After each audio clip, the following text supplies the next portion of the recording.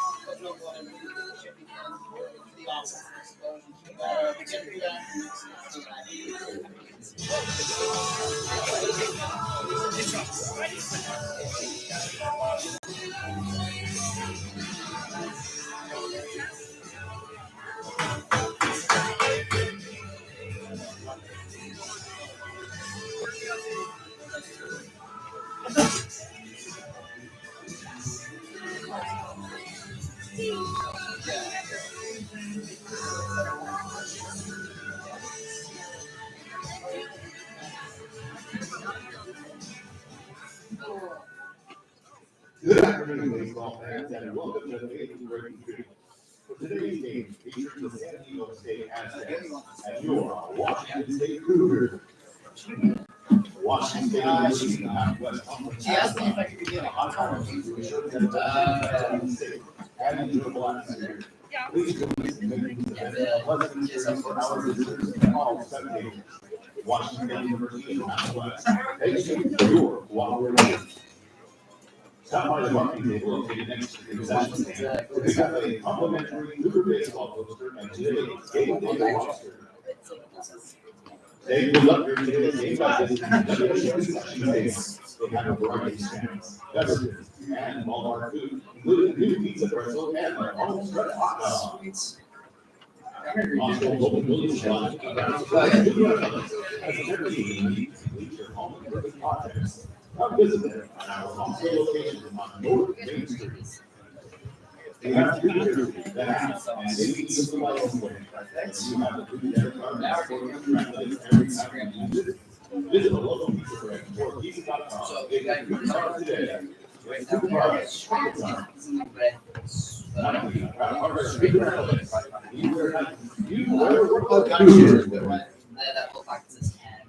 Yeah, I see. It's actually so cool. I'll make you for that.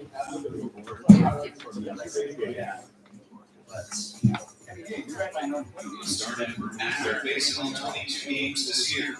Swinging and a miss, strikeout for Griffin Smith, already his third punch out. And he goes to the off-speed stuff to get a wrangle on. Another 2 strikeout. And strikeout number 4 for Griffin Smith. This time pumping a fastball past Jonathan Smith. Yeah, and that punch out to open the second. To drive in the game's first run. Puts down a punt. Johnstone's breaking for the plate. It's a great punt for Luke Field. Punt single RBI to drive in Logan Johnstone. Zane Kelly. Kelly's having a great year in 318. 7 runs driven in. Hammers one second. Diving catch by Ollie Omenauer. The freshman going full Superman after it for Washington State for out number 2.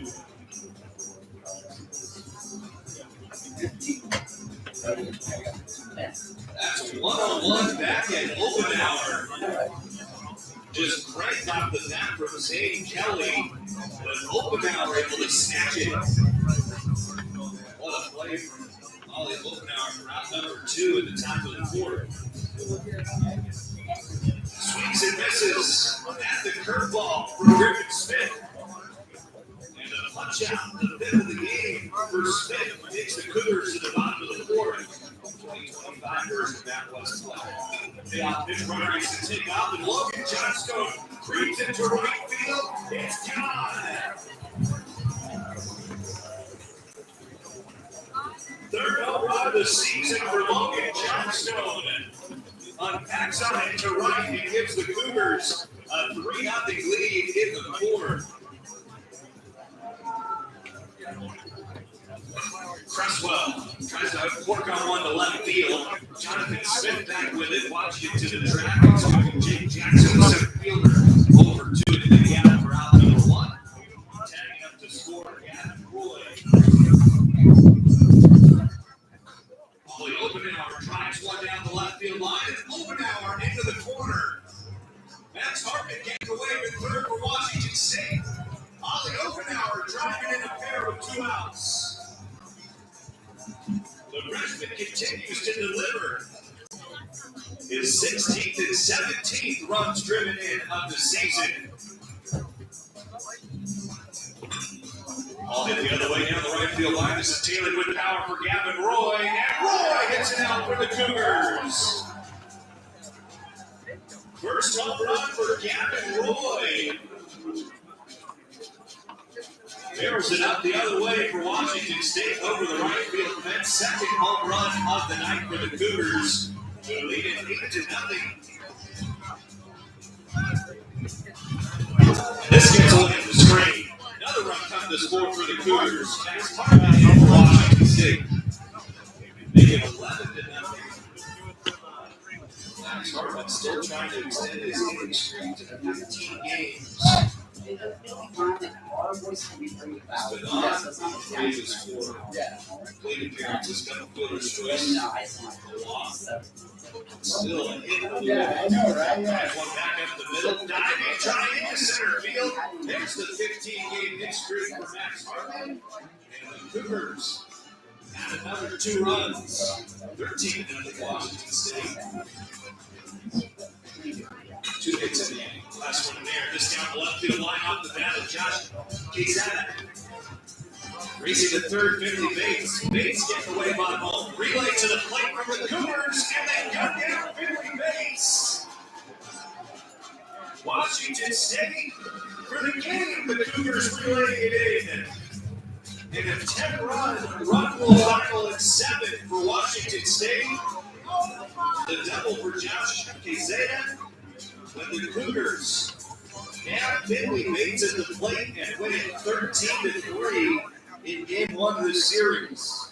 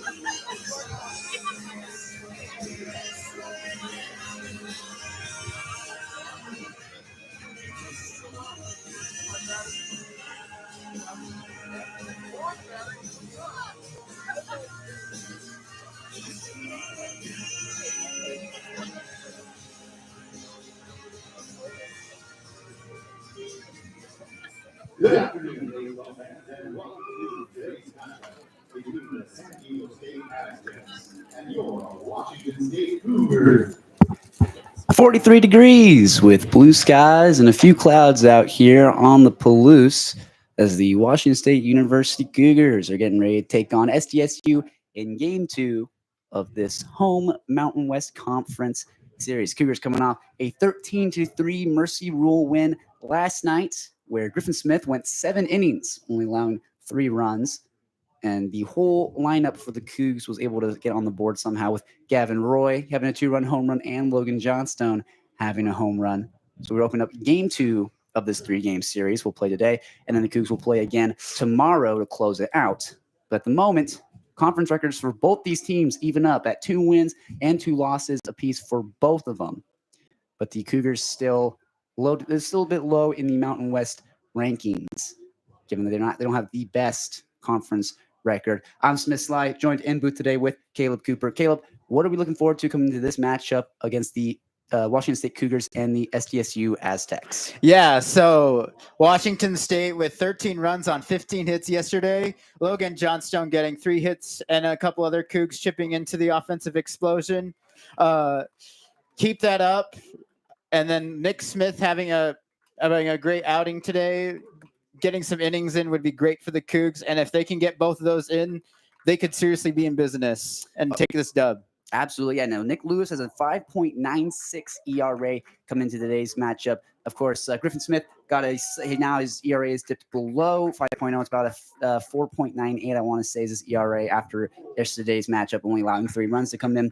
And you're right, hitting from up and down the lineup from the Cougars yesterday. Logan Johnson had a pretty good day. Max Hartman, even though he didn't have as many hits, he found ways to get on base. And that's the thing is the Washington State Cougars are just playing small ball right now. They're getting hit by pitches. They're beating out ground balls. They're getting bunts down. That's one thing that Nathan Show has said, that he really likes this team for their ability to bunt and their ability to get the ball down and play small ball. Because at the college level, small ball is what is going to win you ball games. And so, we have Nick Lewis, the left-handed starting pitcher for the Cougs, going out today. He's one of the 3 starters on this Cougar squad. Griffin Smith being the game 1 starter and obviously the ace for this Wazoo squad. Nick Lewis, the lefty, the southpaw, the number 2 game guy. And then, of course, you got Luke Myers possibly coming in for game 3. We'll see if he gets the start out there tomorrow night. But again, it is today, Saturday, March 22nd. It is country night here at the ballpark at Bailey and Brain. Pretty decent hand-on crowd here. Fans are still trickling in. First pitch isn't until 2:05. But then on the other side of the diamond, Marco Cipolla, the best pitcher in this SDSU bullpen. He is a 4.39 ERA coming into this game. Obviously, their ace that they had. Of course, the SDSU Aztecs rolled out Omar Serrano last night to start for them in game 1. He got hit around quite a lot. He gave those 2 home runs to Gavin Roy and to Logan Johnstone. So the hope, if you're the SDSU Aztecs, is to have Marco Cipolla do what he does best and be your number 1 pitcher come into this number 2 game and just try and get out of this game, limit the damage that's done to you. Yeah. Absolutely. So we will head to the national anthem and the lineup announcements. Again, you're listening to Cougar Baseball on KUGR live on YouTube. Please stay with us. We'll be back for first pitch at 2:05 p.m.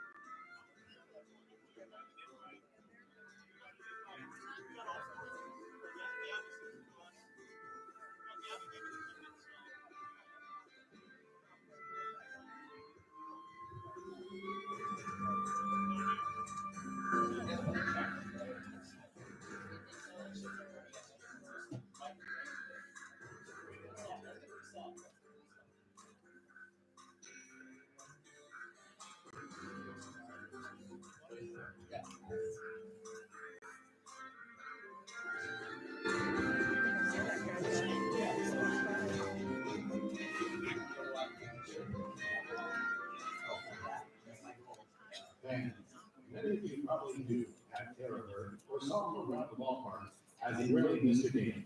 Please join us in a moment of silence as we honor loyal Cougar baseball fan Pat Carriger.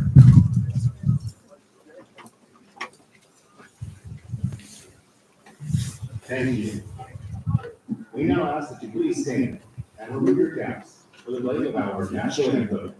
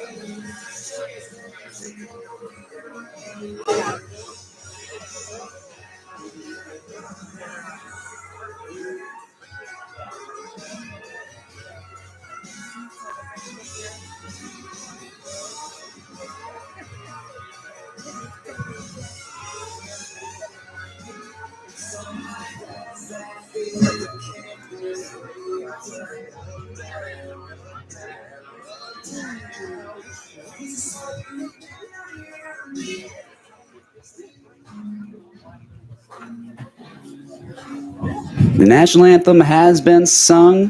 The lineups have been announced, and the Cougar baseball team is getting ready to take the field. The Cougars wearing their anthracite dark gray uniforms with the white lettering and the white pants with the gray pinstripes. Arguably, I would say this is my favorite uniform combination that they wear. Aside from probably their throwback uniforms, which I also really like. Of course, the SDSU Aztecs wearing their bright red tops with their gray pants. Looking good, but I'd say the Cougars looking a little bit better in terms of the uniform department here. But who are we looking for in terms of the starting lineup for the SDSU Aztecs about to come up to the plate? Yeah, so leading off for the Aztecs will be the shortstop Finley Bates. Then it'll be Jonathan Smith, Jake Jackson, Nevin Noonan, Zane Kelly, Daniel Oramula, the catcher Evan Sipe, the second baseman Hank Tripaldi, and then rounding it out will be the DH Drew Rudder. A starting pitcher is Marco Sapilla, and on the mound for the Cougs today is Nick Lewis, who has an ERA of 5.96. He's only given up 3 home runs so far this year, 8 walks. However, batting average of 308. So keep the hits to a minimum, and I think he can do well. Absolutely, yeah. And then for the Cougars defensively, you got Ryan Shonsby over at first base. He's really found a home over there at the corner infield position. Ollie Abnauer, true freshman, out at second base. He's also found a real home in the starting lineup. Despite being a true freshman, it's really hard for young guys like that coming into the first year of college to be able to get a starting spot. Not only has he gotten the starting spot, but he's really earned it and has solidified himself as the current second baseman for the Washington State Cougars, and also probably the second baseman moving forward as well. Then you got Gavin Roy, Canada native, out at second base. You got Luke Thiel over in the hot corner, another guy just like Ryan Shonsby, who's found a home over in the corner infield position. Left field, no doubt you're going to get Max Hartman out there, the number one hitter on this Cougar baseball team. You got Cole Watterson out. And center field, not having the best day, having the best season hitting-wise, but he's still finding ways to contribute to this lineup. And then rounding out, you got Logan Johnstone in right field. Actually, I should try to say not rounding out. Then you got Noah Thine behind the dish, not Will Cresswell. A lot of the games we've seen for the Cougs, it's been the senior Will Cresswell getting the start behind the dish. Today, it's Noah Thine. You do got to wonder if it's an issue of Nick Lewis preferring Noah Thine over Will Cresswell. That is something that can definitely happen. Pitchers sometimes will prefer one catcher over the other. They just like the way they catch, like the way that they just like seeing them behind the plate. You see a lot of big league pitchers, like, for example, I believe Luis Castillo and George Kirby, I think, for the Mariners. They love having Mitch Garver behind the plate instead of Cal Raleigh, whereas Logan Gilbert, on the other hand, really loves Cal Raleigh behind the plate. So it could be an issue of that. But Noah Thine, he's coming into this game not having the best batting average. He's only batting around 125. Granted, he's only started about 8 games. He's only played 9 games. So not the best start for Noah Thine. We're almost underway here as the leadoff man, Finley Bates, the shortstop for the SDSU Aztecs, is getting ready to step into the box. Talks with the home plate umpire. Takes a practice swing, takes a deep breath, and he'll dig himself in to face against the southpaw, Nick Lewis. First pitch of today's game underway. Fastball, outside corner, clips it for strike 1. And we are underway. 0-1 count now for Finley Bates. Lewis lifts and fires. Swung on and lifted into shallow right field. Will it stay fair? No, yes, it will. It'll drop fair. The right fielder, Johnson, will get it in, but not before Finley Bates dives into second head first for a double.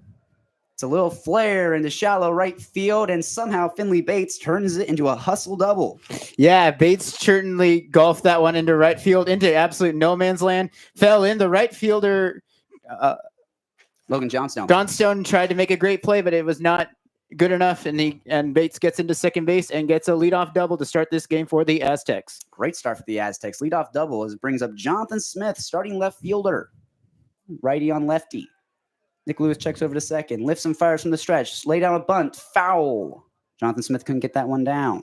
Yeah, with no outs, they're going to try and see him bunt, try to get the fast runner over to third and set up the sac fly. 0-1 count now for Jonathan Smith.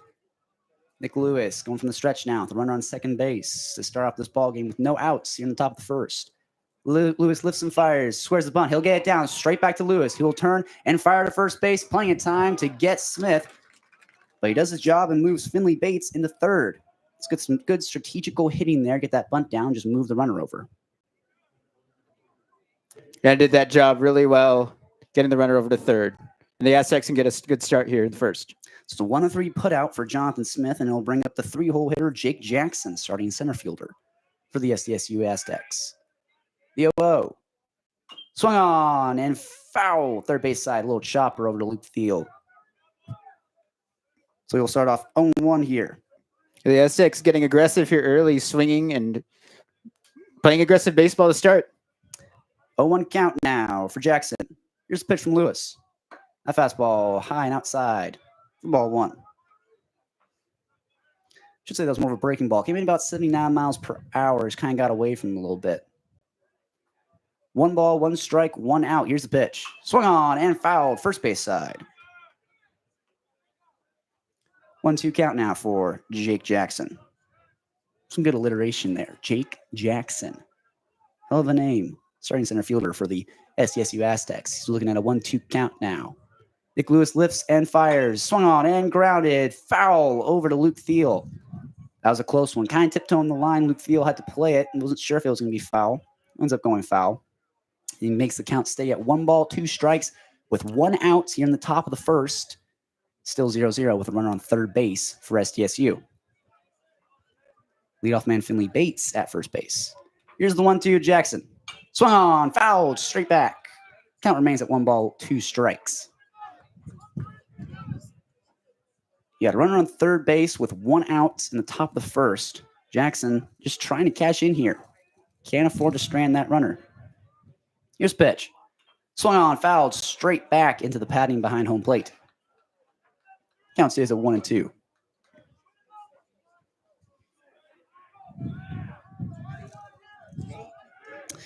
Jake Johnson batting 198 coming into this game. We'll see if he can't turn things around here. Here's the 1-2. Swing and a miss. That pitch in the dirt. Noah Klein will pick it up, throw to first. Plenty of time to retire him. It's out number 2 on a swinging strikeout in the dirt. And Nick Lewis gets quick 2 outs here, trying to strand that runner on third base. Yeah, he tried to get him to bait there.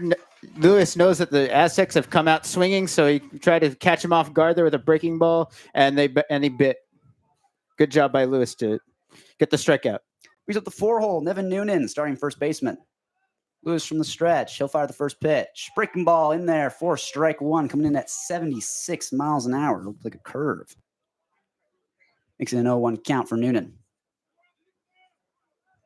Lewis gets his sign, comes set. Lifts and throws. Swung on and fouled. Right field side. Almost towards the batting cages, just outside right field. So Noonan falls behind 0-2 against Nick Lewis.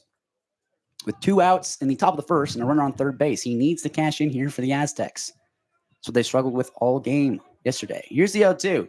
Fastball high outside for ball 1. Easy call for the umpire to make on that one.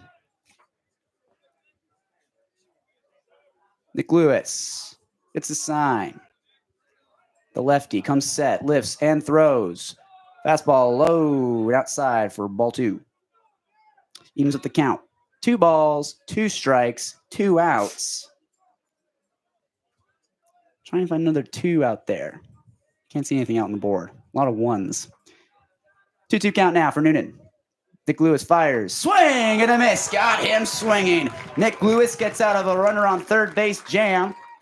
And we'll head into the bottom of the first. Nick Lewis with a great start so far for the Cougs. The score remains 0-0. So we're heading into the bottom of the first. You are listening to Cougar Baseball on KUGR, Cougar College Radio, live on YouTube. Please stay with us. We will be right back.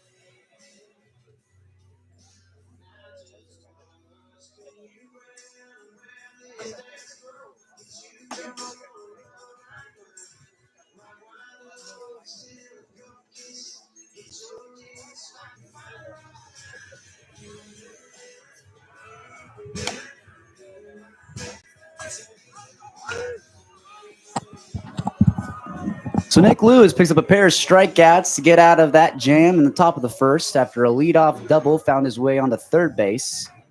Finley Bates, the leadoff man for the SDSU.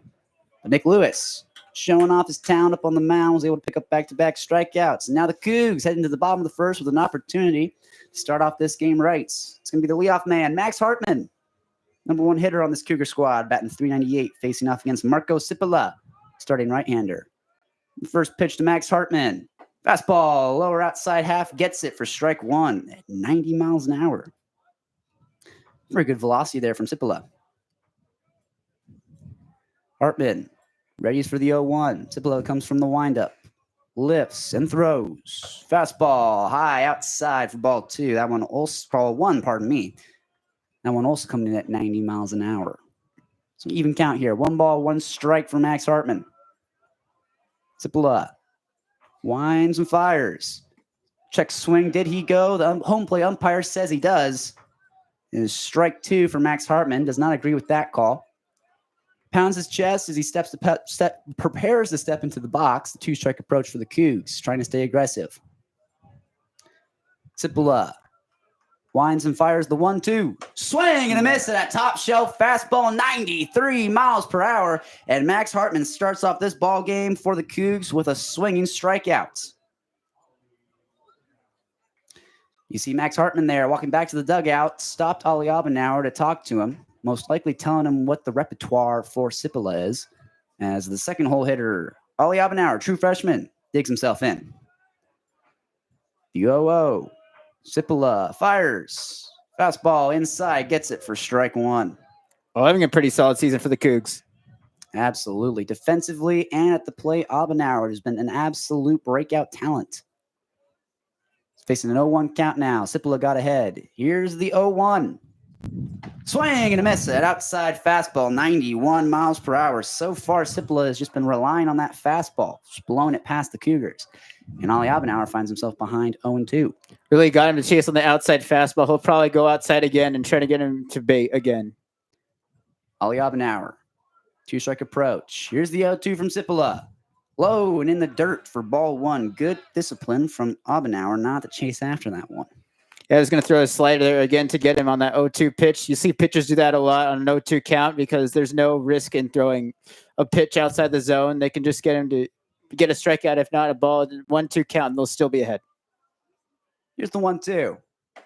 That breaking ball at the top of the zone does not catch it. And it evens up the count here at 2 balls, 2 strikes for Ollie Abendauer. Abendauer batting .346 coming into this game. Right-hander going up against a right-hander. Cipolla, the 2-2. Swung on and foul, right field side. A couple of young fans out in the ballpark tonight are going to chase after that one. It's country night here at Bailey and Brighton. It was Zoo Crew night last night, country night tonight, and then youth night tomorrow night for the closing game of the series. Cipolla shakes off Sipe. Shakes him off again. Finally agrees on a pitch. Comes set. Winds and fires a 2-2. Swing and a miss at a ball in the dirt. Sipe will play the tag down on Ollie Abendauer. And it's a pair of strikeouts for Cipolla to start off this bottom of the first. He's starting to make up his pitches there. That was a breaking ball down. Got him to bait again, and back-to-back strikeouts start the game for Cipolla. Some nasty stuff from Cipolla. An absolutely electric fastball coupled with a really great couple of off-speeds that really slow down these batters. Brings up the 3-hole hitter, Ryan Shonsby, starting first baseman. He'll face the 0-0. Here's the pitch. Fastball, middle at 91 for strike one. Ryan Shonsby took it all the way. Little lefty on righty action here. The left-handed Shonsby against the right-handed Cipolla. Cipolla from the windup. The 0-1. Swung on and missed. Another fastball also at 91 miles per hour. Just blew it straight past Shonsby. And this is the third straight Coug to find himself behind early against Cipolla. Cipolla agrees on the pitch call. Comes sets, winds, and fires the 0-2. Check swing. Did he go? Yes, he did. It's a 3-strikeout performance for Cipolla in the bottom of the first. Strikes out the side. And we will head to the top of the second as Nick Lewis tries to slow down this hot SDSU team coming into today's matchup. You're listening to Cougar Baseball, KUGR. I'm Smith Sly, joined in booth today with Caleb Cooper. Please stay with us. We're heading into the top of the second. Don't go anywhere.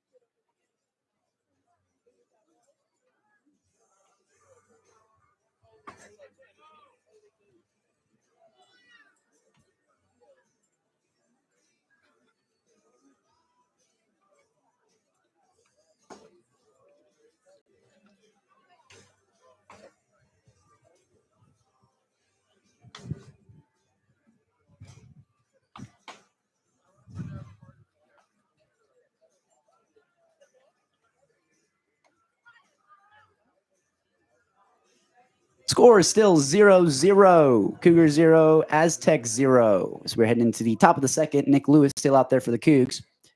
This is going to bring up the 4-hole hitter, Zane Kelly, right fielder, batting .309 coming into this game. But pitchers racking up a couple Ks in the first inning. Absolutely. Here's the 0-0. Breaking ball over the heart of the plate for strike one. Good start from Nick Lewis. Lewis trying to work efficiently here. Winds and fires.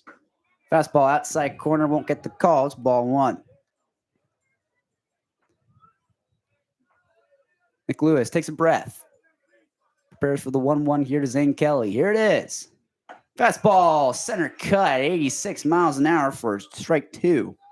Nick Lewis, not the fastest pitcher in this Cougar bullpen, but definitely has some nasty stuff. Working quickly. Here's the 1-2. Swung on and grounded. The right side, foul. Ryan Shonsby grabs it and we'll flip it back to Nick Lewis. Count remains at 1-2. We saw it last night with Griffin Smith, and we're seeing it again here with Nick Lewis. These pitchers for the Cougars are moving quickly. They like to move efficiently. They don't like to waste any time. Again, Nick Lewis coming set, winds, and fires.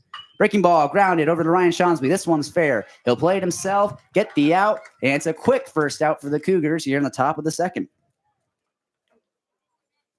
Little 3-3 put out for Ryan Shonsby to retire Zane Kelly. And he will bring up the 5-hole hitter, Daniel Arambula, starting third baseman, batting .274 coming into this game. Right-handed batter versus the left-handed Nick Lewis. Here's the 0-0 to Arambula. Fastball, low and outside, misses it for ball one. That fastball coming in at 85 miles per hour. Again, Nick Lewis, not a flamethrower on the mound, more of a crafty lefty. Here's the 1-0.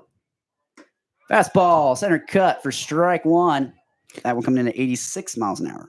Yeah, Lewis is going to hit the outside corners. He's a very old school pitcher. Think of like a Jamie Moyer. He's going to try and get you on that side fastball. The 1-1. Breaking ball misses the zone for ball two. Makes it a 2-1 count with 1 out in the top of the second. Score still 0-0. Here's a 2-1 from Lewis. Whoa, that one got away from him. Fastball outside for ball three. 3 balls, 1 strike. Hitters count for Daniel Arambula. He's a righty go up against a lefty. Here's the 3-1. Swung on and lifted into right field, drifting foul into the visitors' bullpen. A couple of the young fans hanging out there in right field. We'll see if they can't go try and get that one.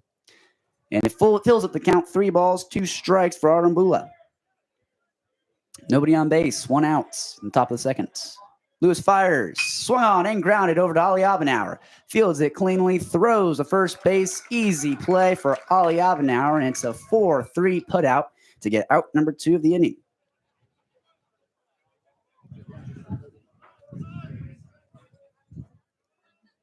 Brings up the 7-hole hitter, Evan Sipe, starting catcher. Batting .263 coming into this game. 2 outs now on top of the second. Here's the 0-0 to Sipe. Fastball high and outside. Ball 1.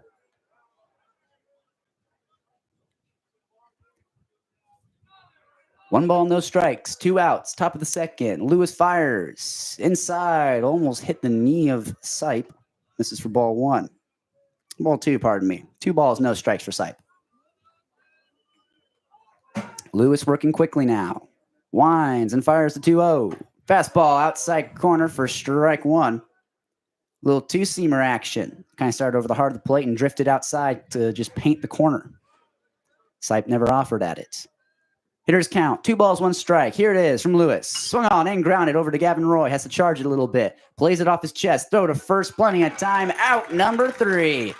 The Cougars have a 3-3 put out, a 4-3 put out, and now a 6-3 put out to get out of the inning. 3 up, 3 down. Nick Lewis being as efficient as he possibly can. Score remains 0-0 for the Cougars and for the Aztecs as we head into the bottom of the second. We'll see if the Cougars can't get any run support going for the lefty, Nick Lewis. You're listening to Cougar Baseball on KUGR, Cougar College Radio. Smith, Sly, Caleb Cooper in the booth. We will be right back. Please stay with us.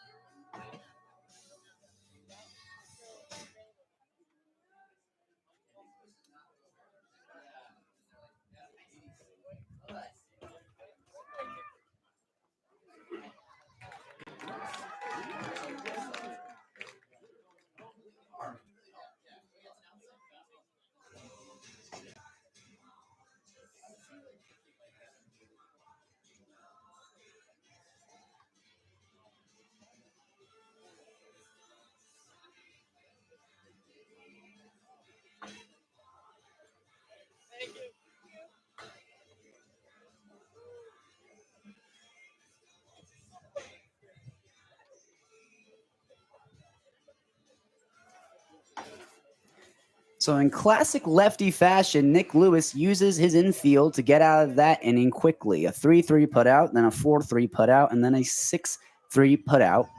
3 up, 3 down, the Aztecs. And now the Cougars will come back up to the plate. It'll be Rico Longo, designated hitter for the Cougs, filling out the 4-hole. And Rico Longo's really found a home at that DH position. He's batting .284 this year. Here's the 0-0 from Cipolla. Fastball, center cut, 90 miles per hour for strike 1. Longo just watched it all the way. Longo steps back in. Faces the 0-1 from Cipolla. Here it is. Fastball, outside corner, misses for ball 1. Catcher sit upside out there. Trying to paint the corner. Didn't quite paint it. Maybe not using the right brush. Here's the 1-1 from Cipolla. Breaking ball, outside corner. Misses from ball 2. That pitch coming in at 86 miles per hour, looking like a slider. Bit of break on it. 2 balls, 1 strike now for Rico Longo. Cipolla winds, fires, swung on and drilled in the left field, backing up Smith. Is he going to be able to make the catch at the warning track? He makes the catch, bounces off the wall. And Smith out in left field with a beautiful catch to get the first out of the inning. Rico Longo unable to get on board here in the bottom of the second. That was a pretty solid drive by Rico Longo to left field. You might have thought that could have got down or maybe out of the ball yard, but the left field with amazing ballerina-like catch over there for the first out of the inning. Looked good off the bat of Rico Longo, but just not enough to leave the yard. Wind was not helping him. Brings up Logan Johnstone, starting right fielder. Lefty going up against the righty. Here's the 0-0. Swung on and drilled into right field. Backing up Zane Kelly. And that ball is gone! Logan Johnstone, his second home run of the series, gets the Cougs on the board early in this one. 1-0. Cougars lead it. Yeah, back-to-back days of Logan Johnstone with a home run. This one putting the Cougs up 1-0 here early. Johnstone wasted no time with that one, got a fastball to hit and absolutely drilled it into right field, learning from his predecessors, Hartman, Abenauer, and Shonsby from last inning, who faced a lot of fastballs. Cipolla very rarely going to the breaking ball. So Johnson was ready to hit it. He's the home run leader on this team. That's his 4th of the year, and he keeps pulling away from his teammates. He was a left-handed batter going up against the righty, and it paid off for him. Here's Gavin Roy. His first pitch, fouled to the right field side. Falls behind here, 0-1. Gavin Roy trying to follow up that performance from Logan Johnstone. First pitch, home run off of Sipola. But it bumps up his ERA to 4.82. Here's the 0-1 to Gavin Roy. Squares the bunt. He'll get it down the third base side. Third baseman Arambula makes the play. Throws to first base in time. Yes, it is. They retire Gavin Roy trying to get a bunt single. It was not fast enough. Arambula with a throw on the run gets the out. Yeah, trying to get the bunt on to get a runner on base and keep the momentum going from the home run. Oh, there's something the umpires are discussing if he might be safe. I feel like he might have beat that out at first from the naked eye. The Cougars had a couple hits yesterday where they should have been routine plays, a couple to the shortstop Finley Bates, that they were able to beat out. Every single time they hit a ball on the ground, they have hard 90s running down the first base. You're right. The officiating crew is coming to the pitcher's mound to discuss something. Yeah, I think that last leg might have helped him win the race. Trying to see maybe who has the better angle of the play. Home plate umpire and one of the other field umps they're walking down the left field side. And two of the field ups are still at pitcher's mound talking to the starting catcher Evan Sipe for the SDSU Aztecs. Cougars lead it here 1-0 in the bottom of the second after Logan Johnstone got a first pitch home run to straightaway to right field. Just past the number 18 Olrud retired number out there in right field. They're still discussing this. Sipola and Sipe talking with the field umps at the pitcher's mound. Luke Thiel waiting patiently to maybe get his at-bat. And Gavin Roy still at first base. Perhaps he is arguing that he was safe on that play. Beautiful day here in Pullman. Blue skies, only a couple clouds. Decent crowd on hand here for country night. These fans love to show up for the Cougars. Yeah, quite a nice day for baseball. I expected maybe some rain today, but it turned out to be a pretty good day. And if you're in Pullman or you're thinking about stopping by Pullman, make sure to stop by Bailey and Brayton for a couple games on the weekends. Beer garden out in left field. Hot dogs, full concession stands. Year after year, they just continue to make Bailey and Brayton even more state-of-the-art, even more fun to come to. And Sipola will get on the mound. He'll take a couple warm-up pitches here. Thrown to Evan Sipe. Gavin Roy is still at first base. Two of the umpires, the home plate umpire, one of the field umps, went down the left field side. Looked like they went into the Cougar bullpen. They have yet to come out. So I'm not sure what kind of situation we got going here.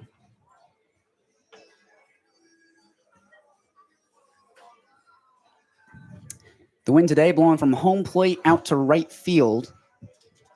Definitely helped Logan Johnstone, the left-handed batter, lift that ball out of here. Drilled it into right field over the head of Zane Kelly. Puts the Cougs ahead here 1-0. Then, of course, Gavin Roy hit a little ground ball. Sorry, he squared to bunted it down the third base side. It was a bang-bang play. Looked as though he was out. Of course, Gavin Roy is always going to argue that he was safe. But it was a good play from Arambula, starting third baseman for SDSU. On the run, got the ball through across his body. They've yet to update the scoreboard to say 2 outs. Still says 1 out. And Luke Thiel is, again, still waiting to take his at-bat. So we are still delayed here.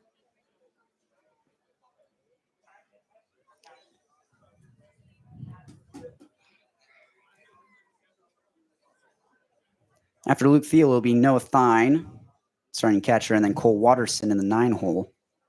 In the lineup card will flip over again. You get Max Hartman, who started off this ball game with a swing and strikeout. Ali Abenauer, who then struck out, and then Ryan Shansby, who struck out. A lot of strikeouts to start out that game. This game, I should say.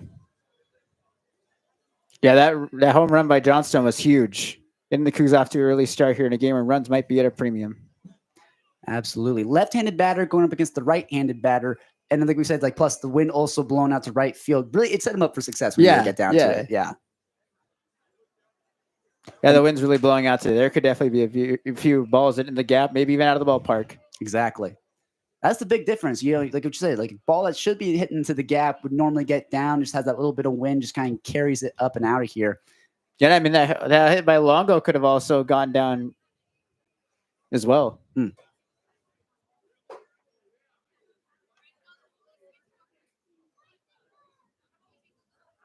Still waiting for those other two umpires to return back to the field. It was the home plate umpire and one of the field umps left the field. Perhaps an equipment malfunction. We don't know. Or perhaps they're going for the video review.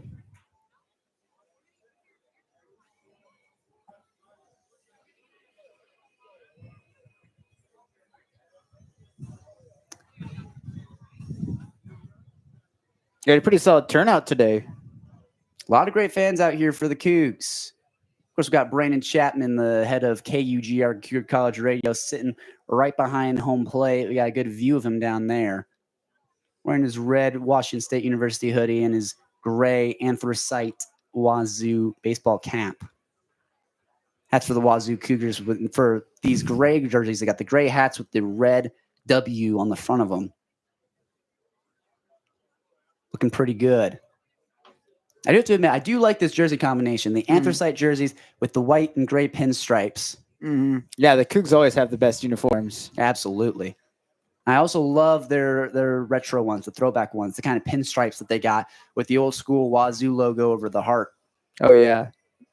Any jersey with pinstripes is pretty good. Absolutely. And you should know too that all of the Cougars wear knee-high pants. So they have the knee-high pants with then the stirrups and the socks underneath. So a little bit of conformity from the whole team in that department. Mm-hmm. Here come the home plate umpire, one of the field umps coming out the bullpen, finally returning back to their posts. But yeah, I got to admit, the Cougar baseball team's got a lot of good chemistry. One of the things that the recruitment agency or the recruitment team for the Cougs talked about for this baseball team was trying to get guys on the squad who had whose values aligned with that. So it was a video review. The home plate umpire went to the bullpen to review the play. The call will stand, and Gavin Roy will have to make a long trot back to the dugouts. Butch is not happy with that call. Absolutely. Butch, who's in attendance today wearing his gray Cougar jersey, is not happy with the call. Always matching up with the Cougs, what they wear. Absolutely. So we'll bring up Luke Thiel, third baseman. Second best batting average on the team, batting .375. Finding consistency at the plate. He's looking at a 2-out situation with nobody on and a 1-0 Cougar lead here in the bottom of the second.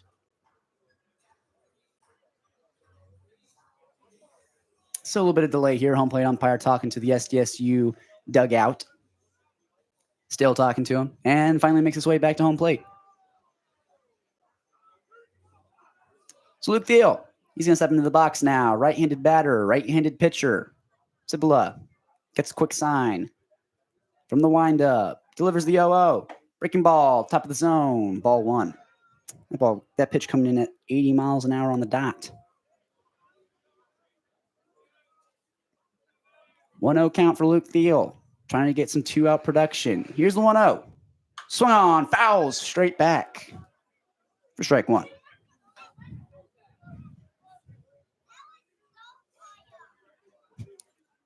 One ball, 1 strike, 2 outs. Bottom of the second. Cougars lead at 1-0. Cipolla winds, fires. Low outside, breaking ball at 82 for ball 2.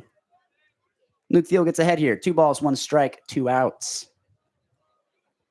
Tricking off a speed pitch there, mixing up a little bit. Absolutely. Steadily going from the low 90s down to the low 80s. Here's 2-1 in the dirt for ball 3. Hitters count now for Luke Thiel. 3 balls, 1 strike, 2 outs. Nobody on. Bottom of the second. Luke Thiel trying to get some 2-out production for the Cougs. See if he gets a pitch to hit here. Here's a 3-1. Fastball low in the zone for a ball 4. Luke Thiel watches it go by and finds himself with a free 90 feet. It's going to bring up the transfer, Noah Thine. Catcher for the Cougar squad today. Noah Fine, one of the notable transfers the Cougars brought on this year. Yet to get very much starting time. He's only started 8 games, played in 9, and he's only batting .125. Not the best batting average. He's got a runner on first base, though, in Luke Thiel and 2 outs. Zippala from the stretch. The 0-0. Hits him on the hip, and Noah Thine gets a first pitch hit by pitch to move up 90 feet. That one had to hurt. Bit of a breaking ball off the hip. Yeah, those are not easy when you're a ball player. Those hurt. Absolutely. They sting, especially at this level when they're throwing that hard. Oh, yeah. You know, you play in high school, maybe an 82, 85 mile an hour pitch is their fastball, and it's the breaking ball for these guys. Yeah. So it could be a fastball, too. You catch a 92 mile an hour fastball off the hip, that's going to sting a lot. Oh, yeah. And you get to the majors, they start to throw 100. First pitch to Cole Watterson, misses outside for ball 1. Cole Watterson filling out the 9-hole, number 51, starting center fielder for the Cougar baseball squad. Zippala steps off, collects himself, falls behind early to Cole Watterson, 1-0 with 2 outs, and now he's got 2 runners on. 2 mistakes from Zippala. Walked Luke Thiel, and then first pitch hit Noah Thine. We'll see if Cole Watterson can't take advantage of the situation. Here's the 1-0. Fastball, center cut at 89 miles an hour for strike 1. Evens up the count. 1 ball, 1 strike, 2 outs. Runner in scoring position for Cole Watterson. Can he drive him in? Can he cash in? Here's the 1-1. Squares the bunt. Gets it down.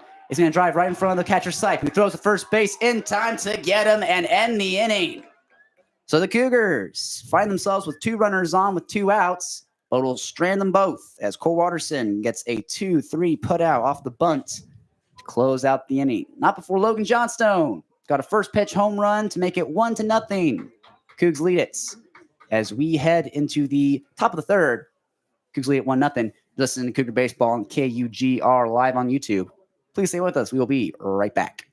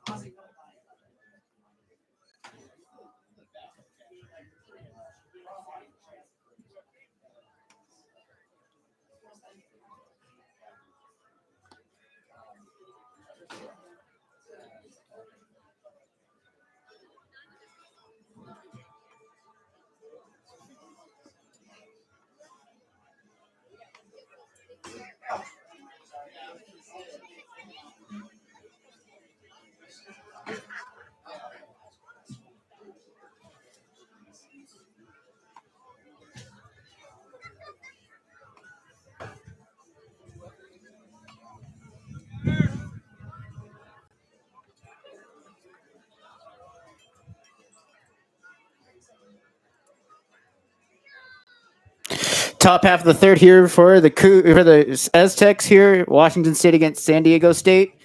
It'll be Hank Tripaldi, the second baseman, leading off the top of the 3rd here for the Aztecs. Tripaldi taking his warm-up test. Here comes the stretch and the pitch, and it is a curveball in this inside for ball 1. Tripaldi stepping into the box. Here comes the stretch and the pitch. It is fouled off. 1 ball and 1 strike on the second baseman, Tripaldi, who's leading it 1-0. A home run in the bottom of the 2nd by Logan Johnstone, his 2nd home run in as many days. Really on a roll. His 4th home run of the season. Here comes the stretch and the pitch, and it is inside. And did it hit him? No. 2 balls and a strike on 2 balls and 2 strikes on Tripaldi. Sorry about that. It's right-handed batter going up against left-handed pitcher. We'll see if Tripaldi can't get a good pitch to hit here and take advantage. Yeah, of course. Pitch, the stretch, and the pitch. And it is chopped under the shortstop. Just drawn to first by Roy, and it is in time to get Tripaldi 1 out here in the top of the 3rd. Good dig there by Shawnsby there. Good, decent throw from Gavin Roy, having to get it off pretty quick. You got a chopping ground ball like that. You got to get it to first on time, and Shawnsby just digs it out. Yeah, I agree. Here comes the DH Drew Rudder batting in the 9 hole today, rounding the lineup out for the Aztecs. Rudder standing in. Stretch and the pitch on the way is on the outside. Strike 1 on Rudder. Good fastball there for Nick Lewis. Yeah, still sticking to the corners. Here's the pitch, and it is outside for ball 1. 1 ball and 1 strike on Rudder. Taps his bat on the plate. Here comes the stretch and the pitch on the way. Golfed into left field, and that will be dropped. No, caught by Max Hartman for the out. It's 2-away here in the top of the 3rd. Almost looked like he was going to drop that. It looked like he was doing his Aaron Judge impression in the World Series. Easy little pop fly to him. Could have just dropped it right out of his glove, but still manages to hold on to it. It's 2 outs here. Peaked everyone. Yeah. All right, 2 outs here in the 3rd, and now here comes the shortstop, Finley Bates, the leadoff hitter, and that is outside for ball 1. 1 ball and no strikes.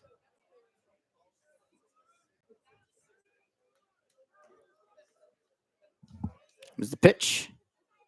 Ground ball to shortstop. Roy with another chance onto first, and it will be in time in a 1-2-3 inning for Nick Lewis.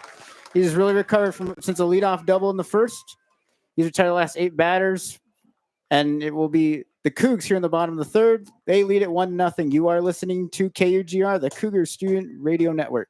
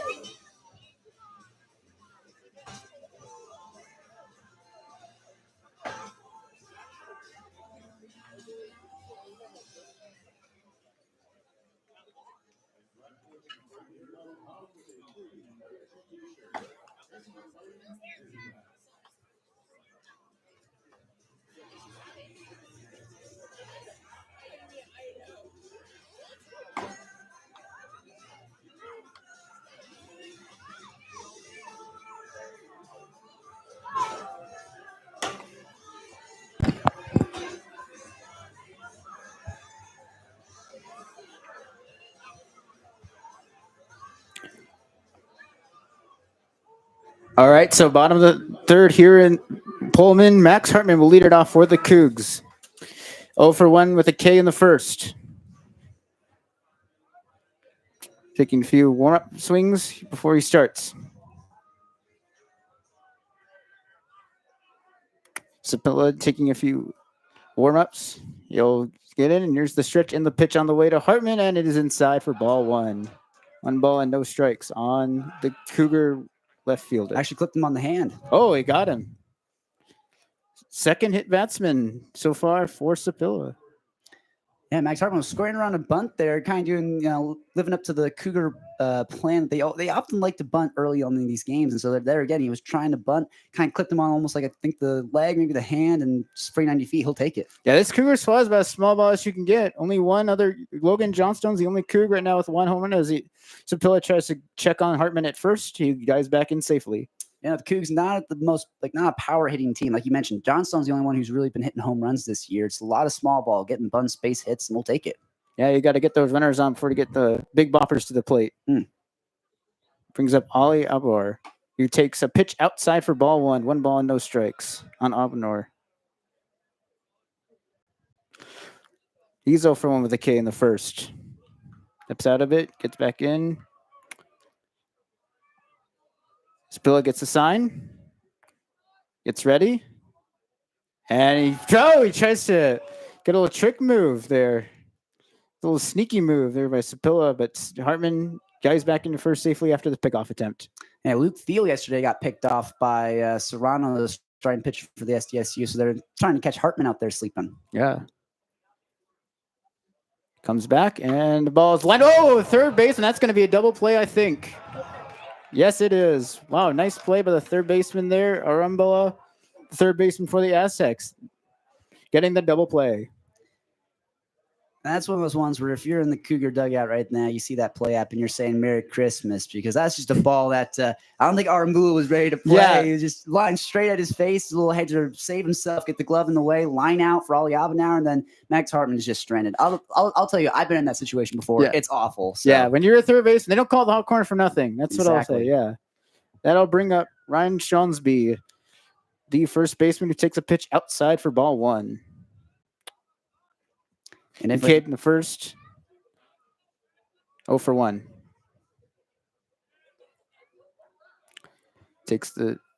Here's the stretch and the pitch on the way, and that is inside us. Called a strike. 1 ball and 1 strike on Schonsby, the Cougar first baseman. 1-0 Cougs. Home run in the second by Logan Johnstone. His 4th of the season. Here comes the stretch and the 1-1 pitch on the way, and that is grounded onto first. And Noonan will take it, pitch it out to the first pitcher, and that is going to be a 1-2-3 inning for the Coug. Oh, sorry. And he recovers from the hit by pitch to get the next 3 batters, and it is still 1-0 Cougs at the top of the 4th. You are listening to KUGR.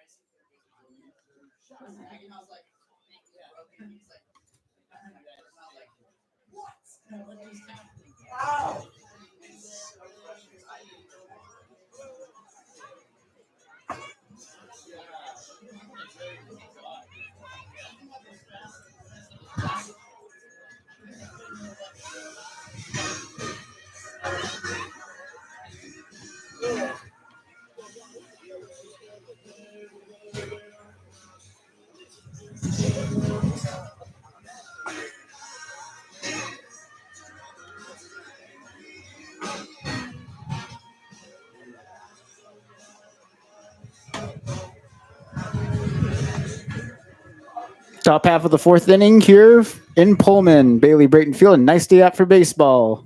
Can ask for a better day here in the middle of end of March. And that will, leading off here, the top of the 4th will be the left fielder, Jonathan Smith, who is 0 for 1.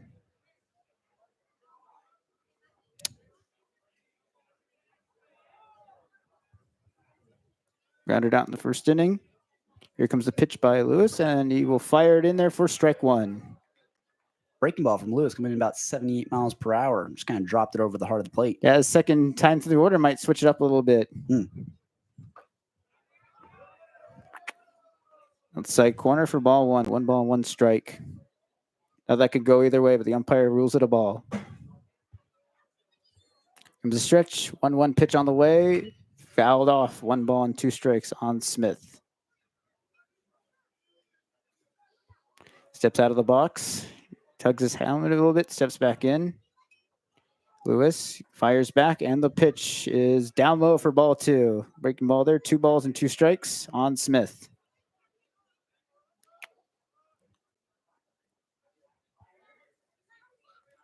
Gets back in. Fires. 2-2 on the way. Check swing. He went around. Strike 3 on Smith. Nick Lewis with his 3rd strikeout of the afternoon. 1 out here in the top half of the 4th.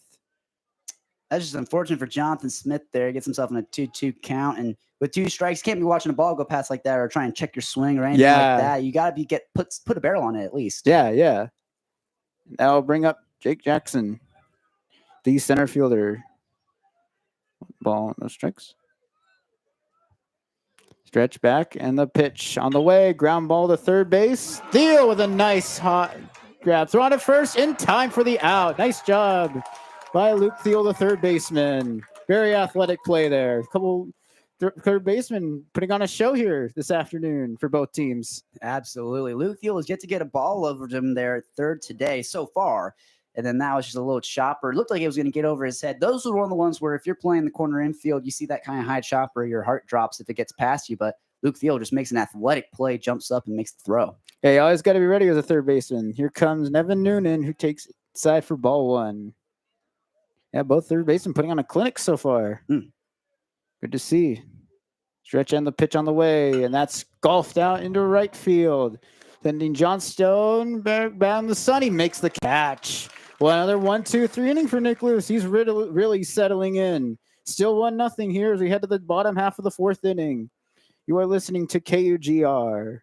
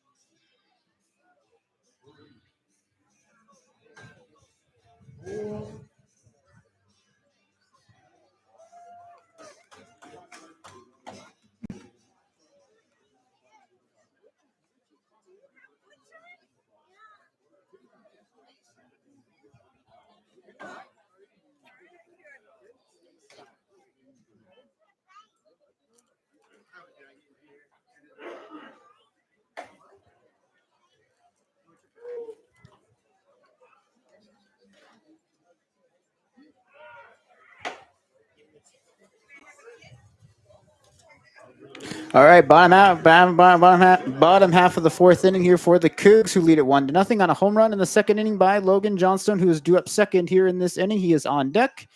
Rico Longo will start off the bottom of the fourth for the Cougs. 0 for 1, a fly out to left field, with the left fielder Smith making a nice catch out there. Comes the stretch in the pitch by Sapilla, and first pitch is swung on, hit to center field. Jackson has got a beat on it. He will make the catch for out number 1. First pitch swinging, and it's a fly out to center field. And that brings up Logan Johnstone, who hit a home run in the second inning. Trying to keep up that momentum. 3 hits yesterday and a home run here. He's got 4 hits the last 2 days. Hopefully he can keep it up here. Another hit. And Logan Johnstone had a great day yesterday. A couple base hits, including that 2-run homer. And then his first pitch he's seen today, he just took off into right field. So we'll see if he can do it again. Yeah, good to see from Johnstone, who came with a slugging average of 500 today. Really the Cougs' true big bopper in the lineup. He will take a pitch outside, ball 1. 1 ball and no strikes on Logan Johnstone, the Cougs right fielder. Taps the bat on the home plate. Gets back in. Sapilla gets the sign, and now the stretch. And the 1-0 pitch on the way is swung on and missed for strike 1. 1 ball and 1 strike on Logan Johnstone. Good breaking ball there, 84 miles per hour. It's hard if you're a hitter to go from 92 now to 84. That's a big velocity change, and it can throw you off. Yeah, you'll see pitchers, second to the lineup, they'll mix it up a little bit, try and throw you off a little bit. And he's definitely doing that right now. Here comes the stretch and the 1-1 pitch on the way. And that's outside for ball 2. 2 balls and 1 strike on Logan Johnstone. Definitely going to see Sapilla probably not try to pitch around Johnstone a little bit, especially after the first pitch Johnstone took into right field for that homer. Yeah, he's definitely going to try and work the corners. Definitely not going to give him a cookie here. He'll throw it inside, ball 3, 3 balls and a strike. But yeah, he's definitely working around Johnstone here. He's trying to get the corners, not really working. And now Johnstone is in a very favorable count, 3 balls and 1 strike. Here comes the stretch and the pitch on the way from Sapilla, and that is down low for ball 4. And Logan Johnstone works a walk. Home run and now a walk on his resume. That is Sapilla's second walk of the afternoon, and the Cougs have a runner on, bringing up the shortstop Gavin Roy, who is 0 for 1. And definitely there you can see pitchers, one of the worst things you can do is, hey, if you give up a home run to a guy and then you face him again, and you give up a walk to him, it's kind of not very competitive mindset. It's not necessarily you're necessarily scared of the guy, but hey, you're trying to pitch around him a little too much and you miss the zone a little too much and it just doesn't pay off for you. Yeah, and again with the big bopper at the plate, you just want to make sure you don't want to give anything easy to this guy because he'll mash it. Johnston is definitely very easy to prey on those mistakes as Roy fouls off a pitch, makes it 0-1. Roy getting him second out of the box. steps back in, taps the bat on home plate, gets ready. Sapilla getting the sign from the catcher's type. He'll fire outside for ball one. Interesting call there. That was a pretty good breaking ball. 83 miles per hour, a little slider. Kind of started over the heart of the plate and then was trying to paint the outside corner. Looked like he would have gotten it, but home plate umpire thinks differently. Yeah, he's got some movement on the pitch. The umpires are not giving the pitchers these calls, which will force the pitchers to move out of the plate. Swing and a miss, throw down to second, and not even close. Johnstone is out. Out number 2. That was a bit of an ugly, kind of a broken play there. Definitely a hit and run situation. Gavin Roy was swinging, and then Logan Johnstone trying his hardest to get down there. I mean, not sure why they're sending Logan Johnstone. He's 1 for 1 with stolen base attempts. Not the speediest guy on the team. He's your first baseman. So. Yeah, I don't get why they sent him from first. I think, yeah. Here comes a stretch inside, ball 2. But yeah, in these situations, you certainly need runs here, and I don't think that trying to hit and run there, especially with a 1-1 count, I don't think that's the best way to go. But Cougs trying to get back the momentum. Here comes a stretch on the 2-2 pitch on the way. Is golfed is short, and that gets over the shortstop Bates into left field for a base hit, and a long turn by Roy who'll get on with a single. And Finley Bates, the shortstop there, was a line drive over his head. He just did jumped straight up, really good vertical, almost kind of snagged that. It looked like it almost might have tipped off the top of his glove. Would have been a great play if he could have made it, but unfortunately for him, Gavin Roy checks in with a little line drive single. He got some solid air, but it just was over his head and got into left field, and he is on with a single, and that brings up the third baseman, Luke Thiel, who made a good play in the top half as the pitcher Sapilla goes on to first. And Roy is back in safely.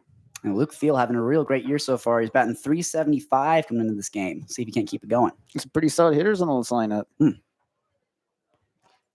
Fires in, and that ball is hit to left field. Giving chase to the left fielder, Smith, and that ball is gone. 2-run home run for Luke Thiel. For a good catch in the top half of the fourth, and he comes back and fires it over the left field wall, and the Cougs add on to their lead, and it is 3-0. Man, Luke Thiel taking advantage of a rattled Cipula. I mean, you get a guy on, you get a base hit from Gavin Roy, you get a runner on, and then Luke Thiel just took advantage, got a good pitch to hit, and just absolutely drilled into left field. I mean, just a good piece of hitting. Yeah, Cougs really hitting the ball with the ball here. They're not known for their power, but 2 home runs today through the first 4 innings. Brings up Noah Thien, the catcher, in place of the Will Kressel shows bunt and takes strike 1. Yeah, Noah Thien not necessarily hitting the best so far this year, only batting .125. He only started in a couple games, about 8 so far this year. Yeah, Cresswell is usually the starter. Thien taking his place as Cresswell gets the day off as Thien takes a ball outside. 1 ball and 1 strike.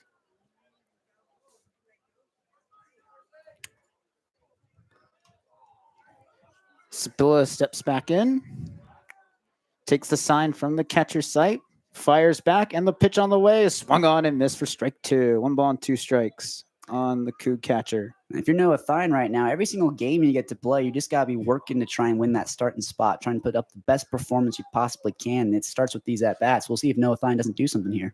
Yeah. Be nice to see him get a knock. Here comes the pitch on the way. 1-2 is swung on into center field. Jackson is there, and he makes the catch for the out, and that will retire the side, but not before 2-run home run by Luke Thiel to add on to the Cougs lead. It is 3-0 as we head to the top half of the 5th here in Pullman. Please tune in. You are listening to KUGR.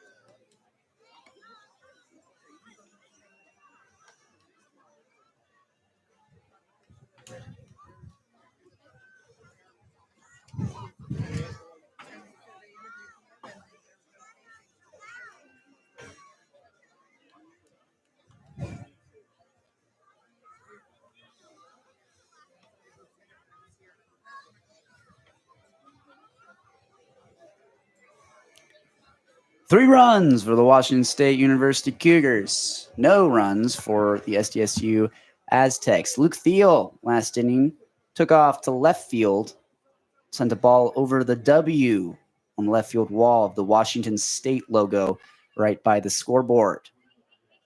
Nick Lewis still on the mound for the Cougs, as Zane Kelly, the starting right fielder, will come up to bat to start off the top of the 5th. Here's the 0-0 to Zane Kelly. Swung on, grounded, over to Gavin Roy, a chopper. He'll field it, throw to first base. Lucian out is Ryan Shawnsby. He's off the base. He'll be safe. Zane Kelly checks in with a single. As Ryan Shawnsby couldn't keep his foot on first base, having to reach out to try and make that play. Yeah, tough play by the shortstop there. Ground ball right out of his reach. Roy tried to make an awesome play, but his throw was just offline, pulled the first baseman off the bag, and the runner is safe at first. It's a couple chopping ground balls for the Aztecs so far today, and that one finally works out for them. Brings up Daniel Arambula, starting third baseman. Here's the 0-0. Breaking ball in there for strike 1. Arambula watches it go past. It's the Aztecs with a leadoff base runner at first base. No outs in the top of the 5th. Down by 3. Lewis, lefty pickoff attempt over to first base. Not in time. Ryan Johns will give it back to him.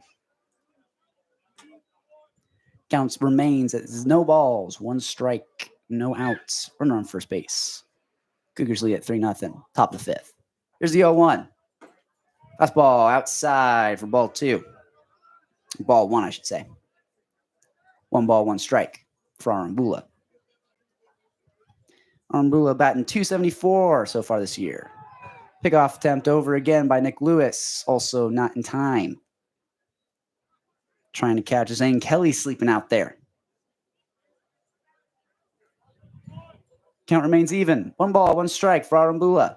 Lewis gets a sign, comes set from the stretch, fires. Outside corner, ball 2.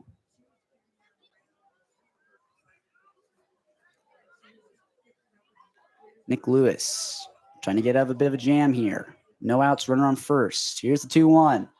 That pitch missed way outside for ball 3. Now, rough situation for Nick Lewis. Runner on first base. Hitters count for Arambula. No outs. And with only a 3-0 lead. Knowing the Cougars, 3 runs is not enough of a lead for them. Here's 3-1. Misses low for ball 4. And Daniel Arambula finds himself on board with a walk. It's his first walk of the afternoon. Lewis's. First time since the first inning that the Aztecs have had runner in scoring position. Lewis so far has been very efficient. Very uncharacteristic of him to watch a batter get away from him. So the Aztecs now with runners on first and second. No outs. No runs. On top of the 5th. Down by 3. Thanks to that Luke Thiel home run last inning. Nick Lewis stares at second. Lifts and fires. Squaring to bunt. They'll get the bunt down to Luke Thiel, who will grab it. Throw to first base in time to get the out. But they'll move the runners from first to second and from second to third. 1 out. Both runners in scoring position for the Aztecs. Hey, try the bunt runners over. They tried this in the first inning, worked, and this one worked too. Get the runners over and set up the sac fly. That's why they say in college they play a lot of small ball, a lot of bunts. Let me tell you, runners on first and second, no outs. It's the perfect opportunity to lay a bunt down and maybe catch defense sleeping a little bit. Brings up Tripaldi. That first pitch in there for strike 1. Nick Lewis gets ahead early. Hank Tripaldi, starting second baseman. Batting 167 so far this year. Here's pitch. Low and in the dirt. Ball 1. They're coming inside there a little bit.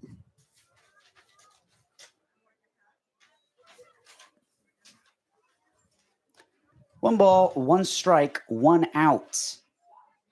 Nick Lewis comes set, fires the 1-1. Swung on, lifted into shallow center field. We'll see who calls him off. Watterson will make the catch. The runner's going to attack, going to come home. The throw to the plate is not in time. As the runner, Zane Kelly, collides with Noah Thine. He'll be safe. And the Aztecs tack on their first run of the game, making it 3-1 off that sac fly from Hank Tripaldi. Yeah, the center fielder right over there is medium depth. I don't know if they would have sent the runner, but they ended up doing it. And it was a pretty close play, but the runner sliding under the catcher, the ball getting by, and the Aztecs are on the board. So Nathan Choate's going to come out of the dugout, make the slow walk out to the mound, bring in the infield, talked with him as well. So it'll be a runner on second base, 2 outs, and the Cougars only leading it 3-1, 2-run lead. Like I said before, knowing the Cougs, a 2-run lead, 3-1, is not enough for them to hope to get away with a win. Yeah, they're not the sharpest pitching staff either. You definitely got to get some runs up here when they come up next. Get some breathing room. Absolutely. Keep the pitch count low for Nick Lewis. A little meeting at the mound here too. Meeting will finally conclude. Nathan Choate will saunter back slowly. Bit of a hefty man, taking his time. It'll bring up the 9-hole hitter, Drew Rudder, DH, batting .268. With a runner in scoring position and 2 outs. A little piece of 2-out hitting here would be very clutch for the Aztecs. A lefty hitter, lefty pitcher. Lewis winds and fires. Inside, off the hands of Rudder, foul. Skirts the first base slide. Shawnsby will play it. Just toss it back to Nick Lewis. He's coming inside. He came inside to the last hitter, Tripaldi, and he's doing it here on the first pitch to Rudder. Kind of almost hit him on the hands, but he was able to foul it off somehow. Makes it an 0-1 count with 2 outs to Rudder. Nick Lewis comes set. Checks the second. Lifts. Fires. Outside corner. Does not get the call. Evens up the count at 1 ball, 1 strike. And going to the outside there. First pitch inside, now a pitch on the outside. And now Rudder's got a pretty favorable count. Can't afford to lose the 9-hole hitter. Will Nick Lewis win the ones? Here it is. Swing and a miss at a breaking ball in the dirt at 78 miles per hour. Makes it a 1-2 count with 2 outs. Nick Lewis trying to put Drew Rudder in his back pocket and get out of this jam. Nick Lewis, long hold. Here's the 1-2. That ball in the dirt taken by Drew Rudder for ball 2, evens up the count. 2 balls, 2 strikes, 2 outs, 2-run lead for the Cougs. Drew Rudder, can he win the 2s? Get some 2-out run production. Bring in the runner at second. Here's the pitch. Swung on and grounded. A chopper over to Ryan Shawnsby. He'll make the play. Step on first, get the out himself, and end the inning and limit the damage. The Aztecs able to tack on a run off a sac fly to center field, making it 3-1. Cougars still lead it, but Nick Lewis still looking strong on the mound. We will head into the bottom of the 5th. Cougars trying to extend the lead a little bit and get some insurance runs. You're listening to KUGR. Live on YouTube for Cougar Baseball. I'm Smith Slide, joined in booth with Caleb Cooper. Please stay with us. We will be right back.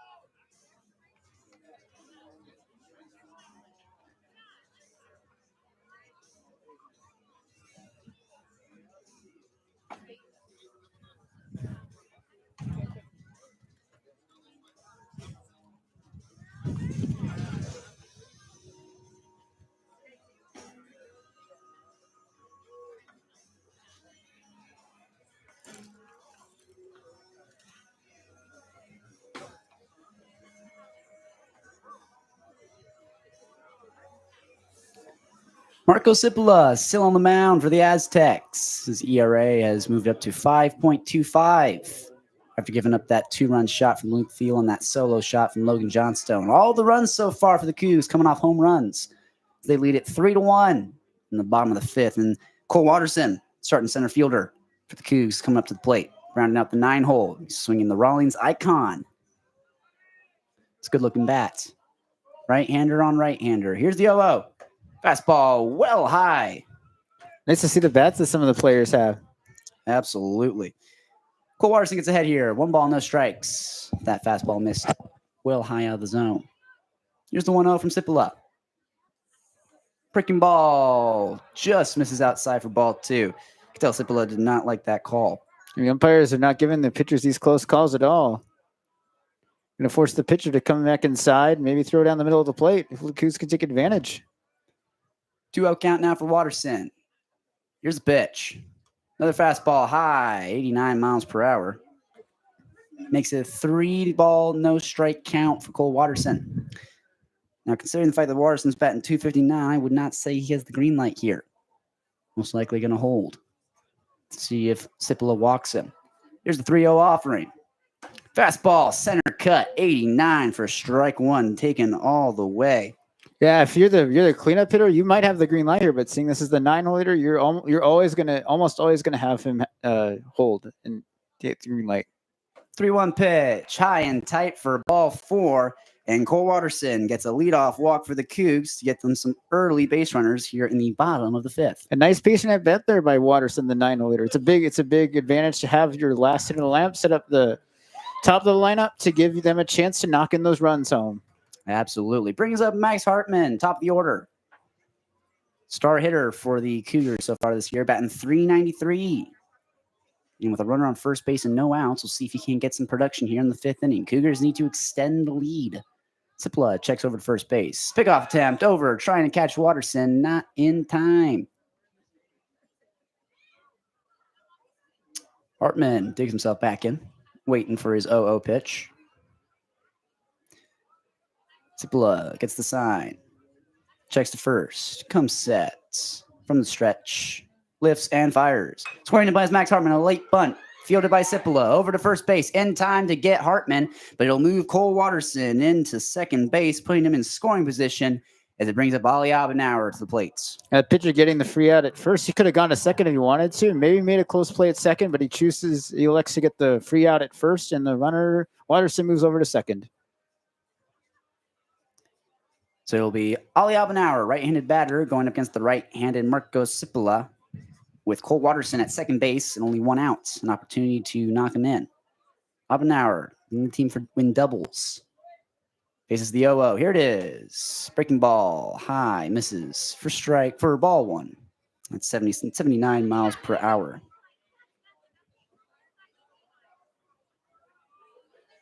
Cipolla comes set, checks the second base. No one holding on the runner. Here's the 1-0 in the dirt for ball 2. Picked by Evan Sipe to keep it in front of him. And Cole Watterson was looking to see if that ball would get past Evan Sipe. Maybe thinking about taking third, has to put on the brakes.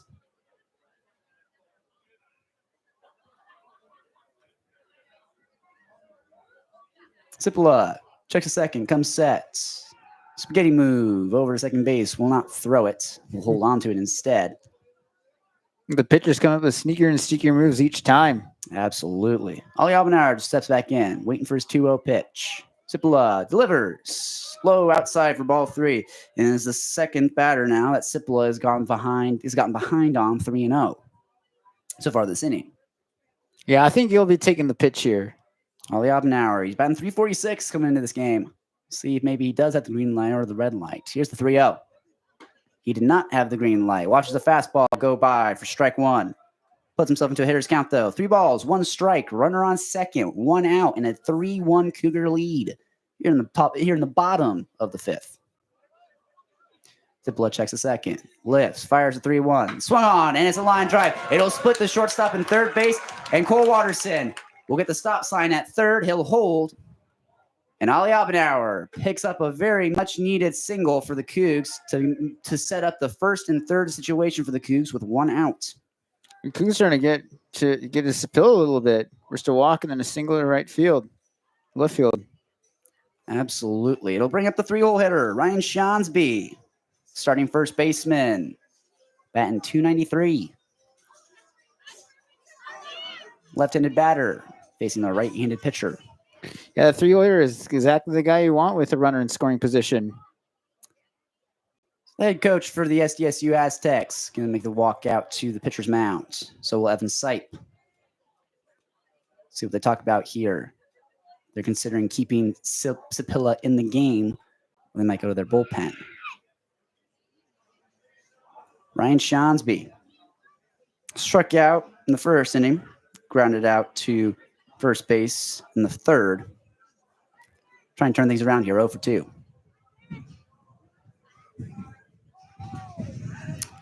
Huddling the team around.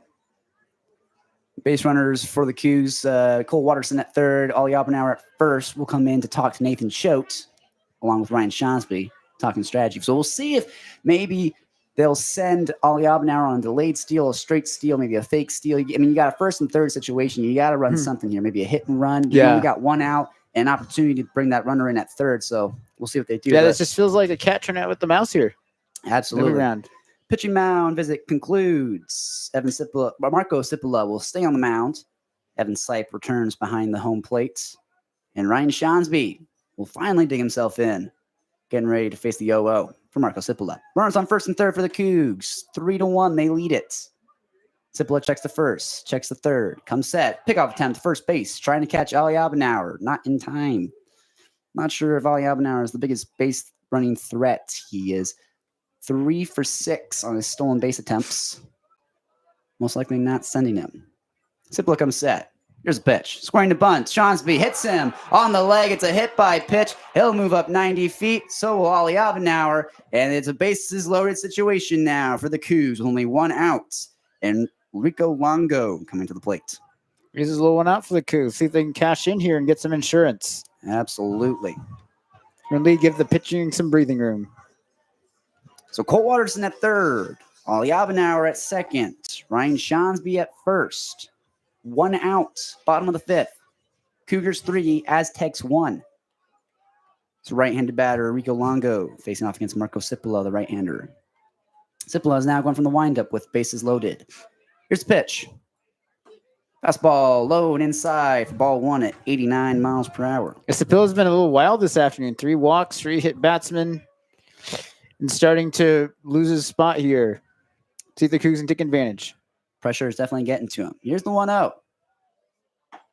Fastball outside corner, clips it. Strike 1. 89 miles per hour. So it's 1 ball, 1 strike, 1 out. 1 run for the Aztecs.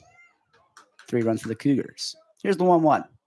Low and in the dirt, breaking ball, taken all the way by Rico Longo for ball 2.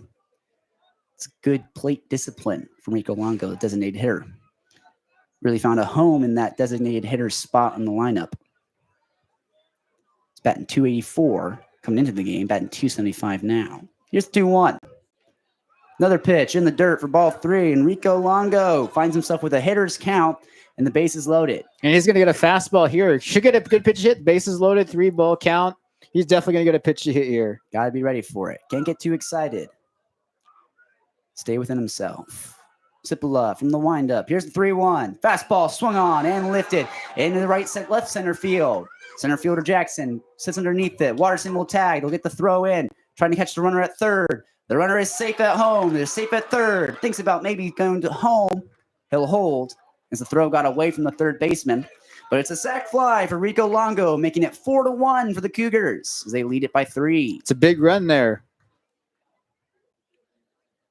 So it was an F8 RBI. Rico Longo moves everybody up 90 feet. So Shonsby will move into second. Abnauer will move into third. And Cole Watterson moves into home. That's scores, basically. Makes it 4-1. This brings up the 5-hole hitter, Logan Johnstone, home run hitter. Had a 2-run home run last night and has a solo home run tonight. He's got 2 runners on, second and third with 2 outs. Here's the 0-0 to Shonsby. Breaking ball got away from him high and outside for ball 1. Definitely slipped out of the hands of Cipolla there. Cipolla's ERA has jumped up to 5.68 after that run just scored. 1-0 pitch on the way. Here it is. Inside half of the plate, catches it for strike 1. Count evens up at 1 ball, 1 strike. 2 outs. Cougars leading at 4-1 in the bottom of the 5th. Cipolla takes a breath. Going from the windup. Here's the 1-1. Inside, missed for ball 2. Cipolla not getting the call on that one.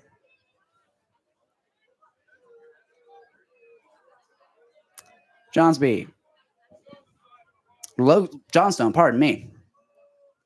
Johnsby is at second base. Johnstone at the plate. Here's the 2-1 pitch to Johnstone. Fastball misses outside. Ball 3. Trying to get the corners there. Umpire won't budge. That's 3-ball count. Well, that pitch coming in at 90 miles per hour.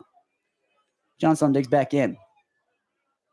See if he can't trade places with Shonsby at second. Here's the 3-1. Hitter's count. Low and inside, ball 4, and Logan Johnstone picks up his second walk of the night, making it another bases loaded situation for Marco Cipolla. Couple pretty good at bats there. Couple patient at bats there from Johnstone. Second walk. Brings up Gavin Roy, starting shortstop, batting 264, coming into the game batting 270 now, with bases loaded and 2 outs, looking to maybe crack this game open a little bit. Cipolla gets the sign from the wind. He delivers. Breaking ball outside corner, 82, catches it. There's that slider again for strike 1. Got the bases loaded. He has to come back in with a strike. Can't afford to fall behind. Absolutely not. The 0-1 count here to Gavin Roy. Swung on, chopping ground ball between the shortstop. He'll make the play. Throw to first, not in time. Gavin Roy with a hustle single. 1 run scores, 2 run scores. It's a single, a double RBI for Gavin Roy. Makes it 6-1. The Cougars trying to break this one open in the bottom of the 5th. Yeah, and again, there's your insurance runs. We were talking about that, and those are 2 big runs. 5-run lead now for the Cougs. Wonder if they'll go to the bullpen soon. Some strategic hitting there from Gavin Roy and some strategic base running as well. A little bit of a chopper on 2 outs.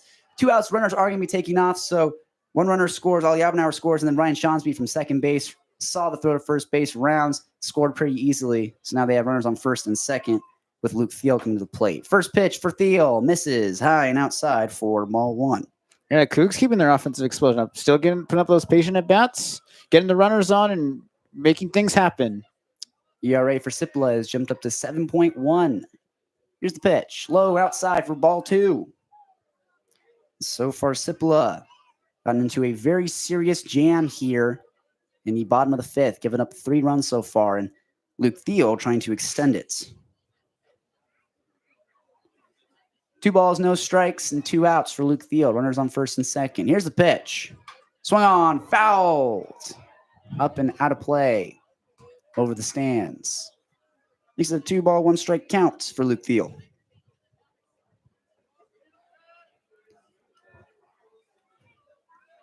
Luke Thiel batting 386 today.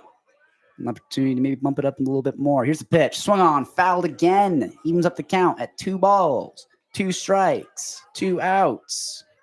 And with a runner on second. Didn't even count runner scoring position. It'll be interesting to see where the pitcher Cipolla goes to. Maybe try and get him chased outside with a breaking pitch, or it is interesting to see what he does here. Here's the 2-2 to Thiel. Swung on, ground ball to the shortstop Bates, who flips to second in time to get the out and end the inning. And that'll do it for the Cougs. Not before they tack on 3 to make it 6-1 and a 5-run lead. So we'll head into the top of the 6th. Nick Lewis most likely on the mound for the Cougs. You're listening to Cougar Baseball on KUGR Cougar College Radio. Please stay with us. We'll be right back.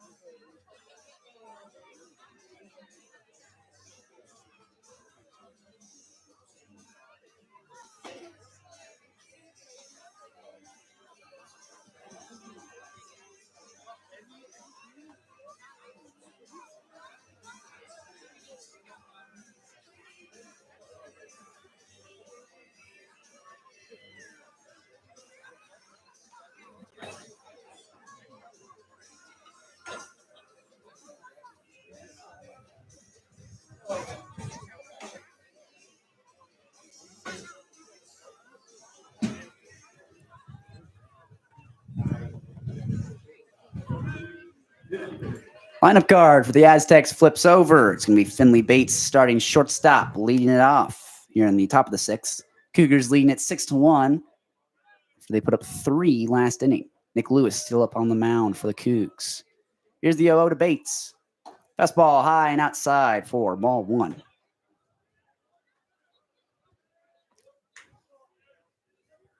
Here's the 1-0 to Bates. Another fastball. Tried to get over the heart of the plate and missed low for ball 2. So far, Nick Lewis unable to find the strike zone. Falls behind 2-0. Here's the 2-0, working quickly. Fastball, heart of the plate, strike 1. Finally finds it. This is Lewis's 3rd time through the lineup. See how he adjusts. Maybe he starts mixing things up. 2-1 to Bates. Hitters count. He won't be swinging. Watches that one go on the outside corner for strike 2. Yeah, in the corner there.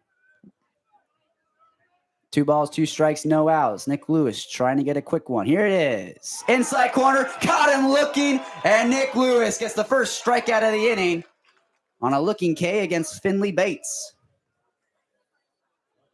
Yeah, went inside there, trying to maybe jam him at worst, and he gets the backwards K there. It's going to bring up the 2-hole hitter, Jonathan Smith, starting left fielder, batting .267 coming into this at-bats. Another right-hander against the lefty Nick Lewis. Here's the first pitch. Breaking ball, bending curveball at 75 miles per hour in there for strike 1. Just some beautiful breaking pitches from Nick Lewis. Here's the 0-1. Swing and a miss on an off-speed. Never even connected with it. And now Jonathan Smith falls behind 0-2. Yeah, Jonathan Smith was definitely looking Fafler. He got badly fooled there.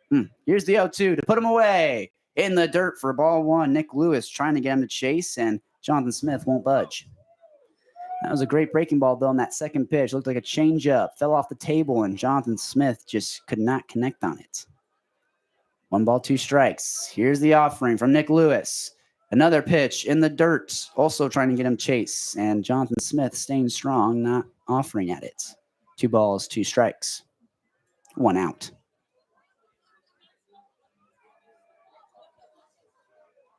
Cougars lead it 6-1 in the top of the 6th. Nick Lewis trying to get another strikeout. Here's the 2-2. Swung on and lined into left field. That ball's going to get down. Jonathan Smith's going to round first. He's going to stretch it into 2. Max Hartman sliding to get that ball. He'll get it in quick, but not before Jonathan Smith checks in with a 1-out double to get a runner in scoring position for the Aztecs. Hits the double celly on second base, and it'll bring up the 3-hole hitter, Jake Jackson. Yeah, when you're behind 0-2, you're just looking to at least try and stay alive. Maybe not make a 3-pitch at bat, but he gets it down to a even count, golfs the ball into left field, and gets a double after starting off 0-2. And Max Hartman playing well off the line, the left field line. So a lot of room down there for him to hit. He found a lot of open green. So it's going to be the 3-hole hitter, Jake Jackson, facing off against Nick Lewis with a runner on second base. Here's the 0-0. Swung on, fouled. Up and out of play. So Nick Lewis gets ahead 0-1 early in this count. Jake Jackson batting 133 coming into this at-bat. Not the best batting average. See if he can't cash in, though, with 1 out. Here's the pitch. Breaking ball outside corner, missed for ball 1. So 1 ball, 1 strike, 1 out, 1 runner on, 1 run for the Aztecs. Here's a pitch from Nick Lewis. Swung and a miss on that change up on the outside corner for strike 2. And he was sitting fastball again. Totally fooled him. Absolutely. That changeup from Nick Lewis is absolutely killer. He is mixing up a little bit, and the San Diego State hitters are biting. 1 ball, 2 strikes. Nick Lewis looking for the strikeout. Here it is. Swing and a miss. Another changeup straight past him. No chance of hitting that. And it's another swinging strikeout for Nick Lewis to get the 2nd out of the inning. Yeah, Lewis was relying on his fastball in the game, and now he's starting to mix up a couple changeups there, fooling the San Diego State hitters and getting a strikeout there. His 5th one in the afternoon. Brings the 5-hole hitter, Nevin Noonan. Another right-handed batter. Trying to get some 2-out production. Here's the 0-0. Breaking ball outside corner, missed for ball 1. Curveball from Nick Lewis. Coming in at about 76 miles per hour.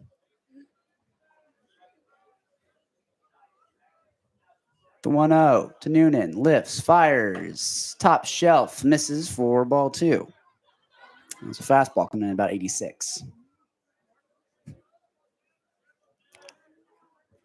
Noonan batting 267. Trying to bring in that runner from second. Here's the pitch.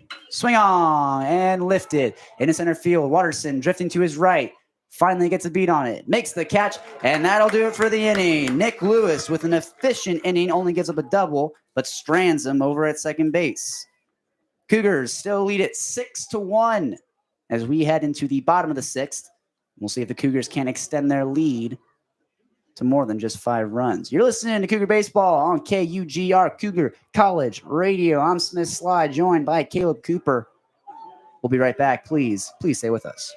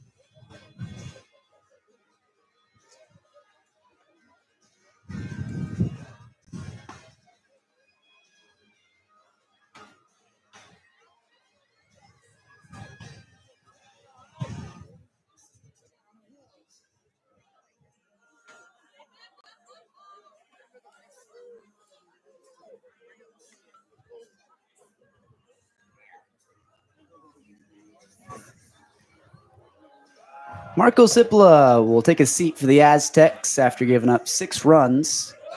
And they'll make a call to the bullpen, bring in Evan Miranda for SDSU. Coming into this game with a 7.31 ERA.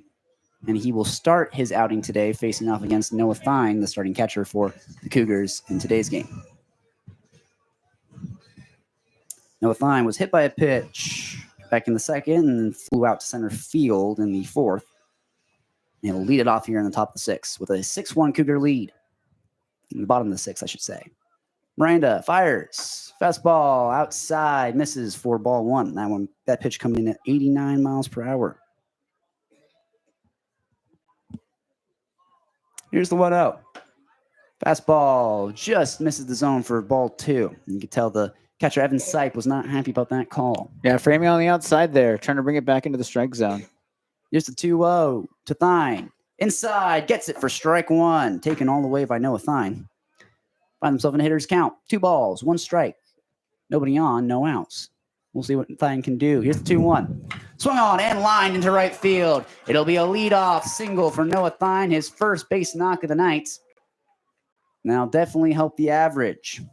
New pitcher, Evan Miranda, coming in for the Aztecs. Cole Watterson will come up to the plate now. Reached on a walk last inning and then came around to score.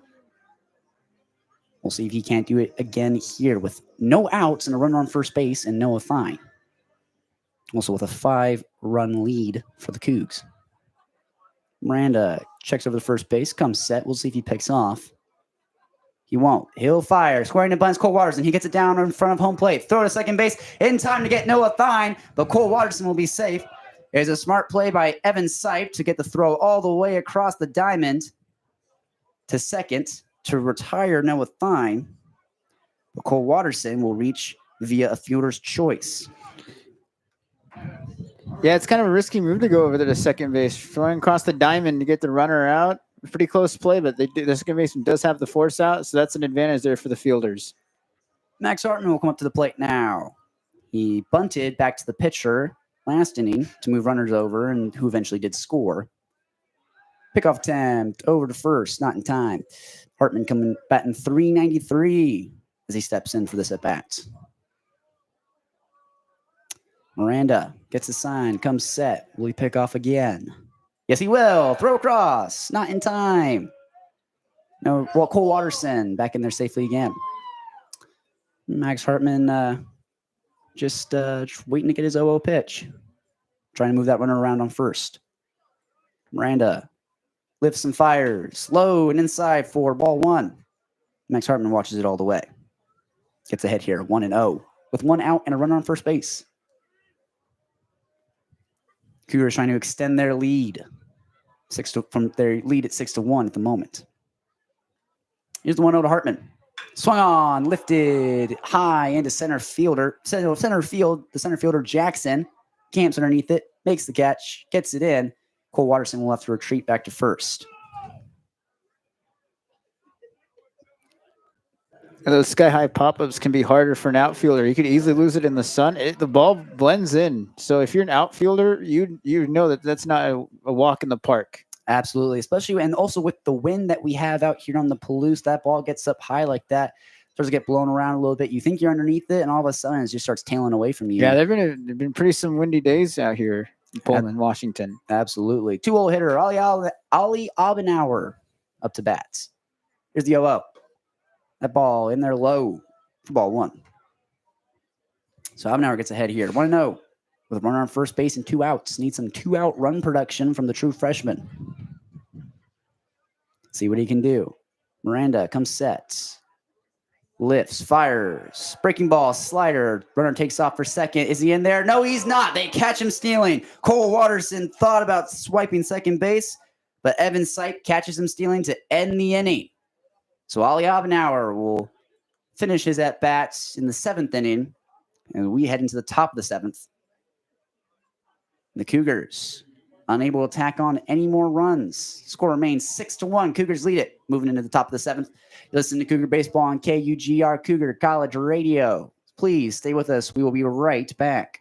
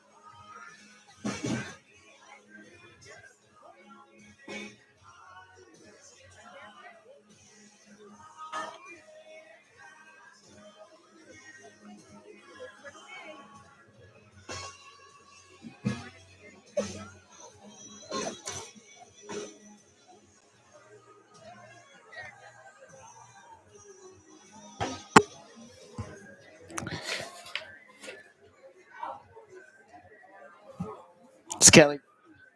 All right. Top half of the 7th inning here in Pullman, Washington, with the Cougs up by a score of 6-1. Zane Kelly leading off for the Aztecs here. He is 0 for 1 he drew a walk in the top of the 5th. Nick Lewis still on the mound, dealing 6 innings of one run ball. See if he keeps it up. Here comes the first pitch of the inning, and he fires in a curveball for strike one. And that curveball has been absolutely nasty all day, especially against lefties. He can start almost at their chin. Yeah, he's certainly been throwing off the hitters who were definitely fooled last inning by that curveball as Kelly takes a pitch outside for ball one. 1 ball and 1 strike on the Aztecs right fielder. Working fast. Here comes stretch of the pitch. Swung on, grounded foul down the first baseline. 1 ball and 2 strikes now. Another favorable count for Nick Lewis. You can tell that the pitching philosophy for the Cougars has been to move quickly. If you're feeling good, just keep moving quick. Don't try and slow it down too much. Yeah, keep that keep changing up that tempo and fool these hitters as they've been doing often. Here's a stretch of the 1-2 pitch, and that is outside. Does not get the call there for ball 2. 2 balls and 2 strikes. Again, working fast. Here comes the stretch of the 2-2 pitch on the way. Swung on, foul down the left field line. Into the back past the seats. You're the Aztecs right here. You just got to try and bump up the pitch count on Nick Lewis so you can dip into that bullpen. That's where you're going to win ball games. Yeah, and he might seeing as in the 7th inning, he might wind down a little bit as there's a ground ball down the first baseline past Schnauzby into right field. And Kelly's making a turnaround first, heading for second, and he will be in sliding with a leadoff double. So a good start here for the Aztecs here in the top half of the 7th inning, getting a leadoff double, which is huge for them to mount a rally here. Definitely not a good sign for Nick Lewis. If you want to stay in this game as long as you can to help out the Cougs, that's a leadoff double in the top of the 7th this late in the ball game. Yeah, this is when the starting pitcher usually sometimes starts to wear down a little bit. Starts to struggle. Yeah, of course. Fatigue kicking in. Little meeting there behind the third baseline. The hitter, Arambula, meeting with third base coach of the Aztecs. As he gets ready to step in. He is 0 for 1 with a walk. Helps the bat on the plate. Lewis back in, looking back to second. Second baseman shifting out to the left. Here's the pitch, and that's outside for ball 1. 1 ball and no strike.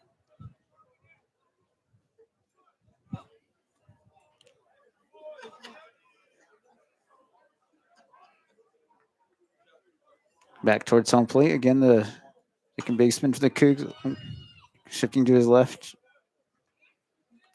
It's fouled off, ball and a strike. All tossed out of play. Get a new one.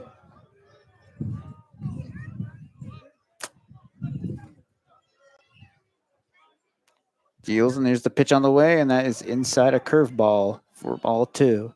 2 balls and 1 strike on the Aztecs third baseman.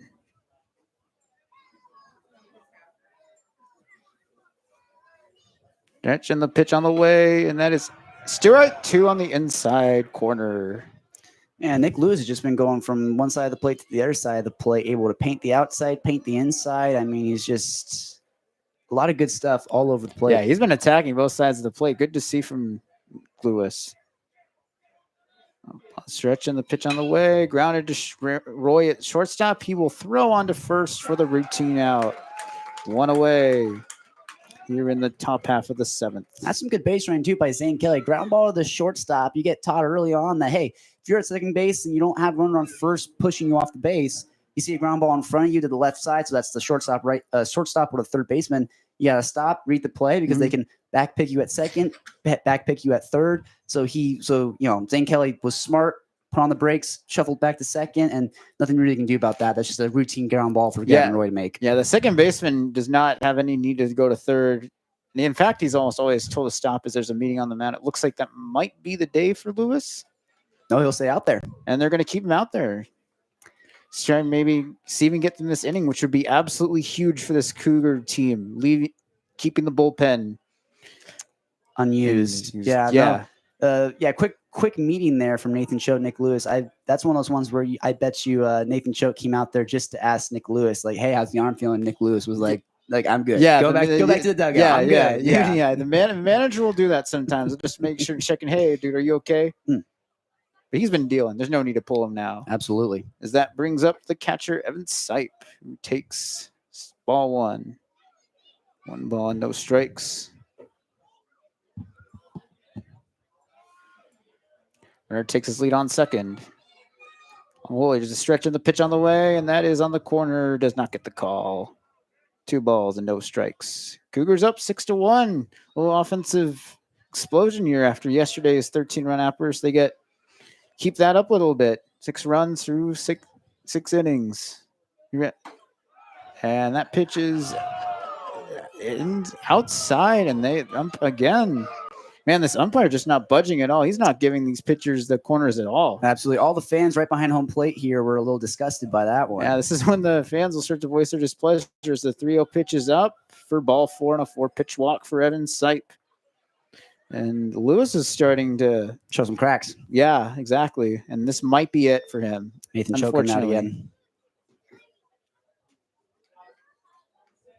Yeah, he's been dealing, but unfortunately, this is usually when a starting pitch, like we said earlier, usually starts to whittle down a little bit, unfortunately. especially in this day and age. But yeah, here comes a new reliever on the pitch for the Cougs. We will take a break and come back after this. You are listening to KUGR on YouTube.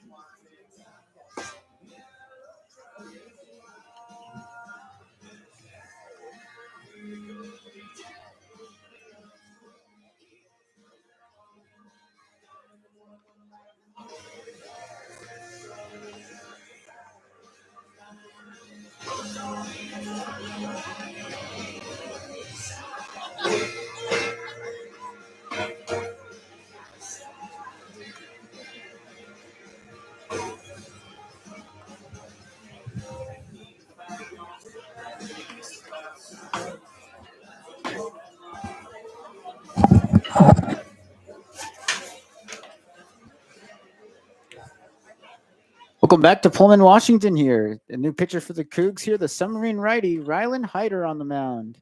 ERA of 1.93 this year. Pretty solid showing for Hyder in 14 innings of work and batting average against of 191. So pretty solid reliever coming in for the Cougs, one of their most dependable relievers. Yeah, we talked about the fact that, hey, when the Cougars go into their bullpen, that's usually when things start to go south. But if there was anyone you wanted to go to in the bullpen, it would be Hyder. I mean, 1.93 ERA. I mean, hopefully he can keep that up. But the goal right now is you're in a bit of a jam, 1 out, but you have a force out double play situation. Just try and get a ball on the ground. Let your infield do the work, because so far they've been pretty locked down all game today. As long as he can throw some strikes, I think that we're good. They can get out of this inning here. One of the most dependable relievers, Hyder. Submarine righty gets in and he will fire, and that is up for ball 1 to the Aztec second baseman Hank Tripaldi, who is 0 for 1 with a sac fly in the 5th. Should know too, actually, there's a defensive substitution. It's Josh Quezada coming in for Tripaldi. Oh, wow. Oh, my bad. You're all good. Just letting you know. Oh, that's pitches inside for ball 2. 2 balls and no strikes. It's easy to slip those defensive substitutions past. Oh, yeah, especially the 5-run lead. There's usually, looks in, and here's the 2-0 pitch on the way, and then that pitch is outside for ball 3. Yeah, submarine pitchers have a lot more unpredictable windups, so it's a lot harder to really judge their arm location. Absolutely. Hard to get a beat on that ball if you're a hitter. Oh, yeah, of course. And the 3-0 pitch on the way is in there for strike 1. Hitter taking all the way there. I definitely say if you're a lefty going up against a righty submarine pitcher, you're probably fine. But if you're a righty going up against a righty submarine pitcher, that's where it gets kind of dicey. Oh, yeah. This is definitely a matchup situation. 3-1 pitch on the way, and that is strike 2. And the hitter thought he had ball 4. Flipped his bat and everything. That's why you got to wait on the call from the umpire. Can't be predicting things. Yeah, especially how unpredictable this ump has been. You do not know. You don't know at all what he's going to call at this point. Full count on the way. Here's the pitch, and that is outside. And this time he does not get the call. Ball 4. The bases are loaded here for the Aztecs with 1 out. You got a force out situation at every single base here with 1 out. And again, like I was saying, Hyder, you just gotta get Hyder, pardon me. You got to get a ball on the ground. Let your defense do the work. Yeah, you need a double play here. Cougs in double play depth. And here we go. Ground ball to third. Tap on third. Throw to first. And it is in time for the out. Nice job of the Cougs getting that 5-3 DP to get out of the inning and out of trouble. They still lead 6-1 as we head to the bottom half of the 7th inning. You are listening to KUGR as we got Hartman, Obenor, and Shonsky due up in the bottom half. You are listening to KUGR once again.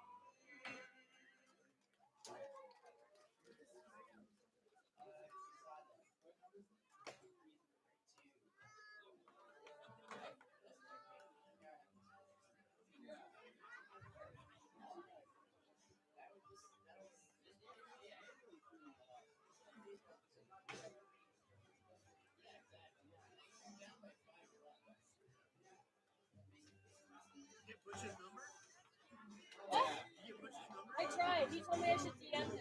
I'm going to though.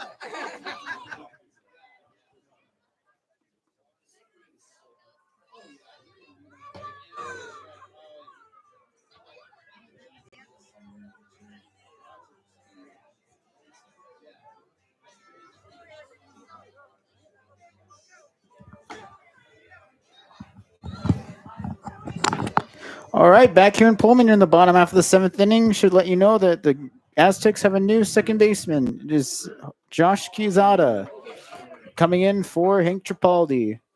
He pinched it in the top half of the inning. As check that, it will be Ollie Obenor leading off here in the bottom half of the 7th inning. Be Obenor, Sconsi, and Longo here due up for the Cougs in the bottom half of the 7th as Obenor takes outside for ball 1. It's 88-mile-an-hour fastball outside corner. Just didn't quite get the call. Yeah, definitely trying to get the edges there. Here's the 1-0 pitch on the way, and that is called a strike. 1 ball and 1 strike. That one was in there. Another 88-mile-an-hour pitch. Yeah, this time getting the call. You saw when he was warming up, Miranda hit 94 off the mound, but has since slowed down a bit. Stretching the 1-1 pitch, and it's chopped to second base. Throw on to first by Quezada's in time for the out. 1 away here in the 7th inning. And that'll bring up Ryan Shonsby, first baseman, who is 0 for 2 with you. He was hit by a pitch in the top half of the 5th. Cade in the first. Grounded out in the 3rd and hit by a pitch in the 5th as he takes strike 1, a fastball down the middle of the plate. 0-1. It's ready. Here's the stretch and the pitch on the way. Miranda, and that is in there for strike 2. That's 2 fastballs that Johnsby just watched go by. Yeah, a little slower there. Velocity trying to get the unpredictable movement going. Here's the 0-2 pitch on the way. Very favorable count for Miranda, and that is outside for ball 1. A ball and 2 strikes on Shonsby. He's pounding his chest there. The 2-strike approach for the Cougs, trying to stay aggressive. Yeah, 5 in the lead doesn't hurt to get more here. Get greedier as that pitch is outside, and Shonsby has worked a full count after falling, not a full count, even count here after falling behind 0-2. 2-2 pitch on the way, and that is golf foul on the 3rd base line. And it remains a full even count for Ryan Shonsby. Pounds his chest a little bit. Way to battle off that pitch there. A pitch that, it's too close to tell. You can't let it go past you, or otherwise you might be looking at strike 3. So just try to foul it off. Just try to do some damage. Yeah, you got to, especially if there's a good pitch on the corner of the plate that might go either way. You just foul that off. Here comes a 2-2 pitch, and it is fouled off again behind us. And it's still 2-2. Again, pounding his chest, his signature chest pound right before the at-bat. It's in, looks at the pitcher is the sign, the pitch stretch, and the pitch on the way. And it's up, and it's a full count on Shonsby after falling behind 0-2. Way to battle here. Like you said, fall behind 0-2, and then now you've worked yourself a full count, fouled off a couple pitches, and we'll see what he can do here. This is pretty solid at bats this afternoon. Comes the payoff pitch, the full count pitch on the way. It is grounded, line to short. What a catch by the shortstop. Gets in the center field. Oh, it's the center field. Sorry, base hit for Shawnsby, and he gets on with his first hit of the afternoon. Diving play there from Finley Bates, the shortstop there. Almost got it. It was really close. Yeah, that was a really nice effort by the shortstop. He definitely looked like he might have got it. Was really close. Yeah. That ball gets into center field. And the Cougs have a runner on. He's had a couple times so far this game, Bates out there at shortstop, where he might have been able to reach out, make a play. Just he's not the tallest member of this team, so maybe if he had a few extra inches, he might have been able to make that play. Yeah. Brings up Rico Longo, the DH. Few hit balls today, hard hit balls today, as he takes a slider outside for ball one.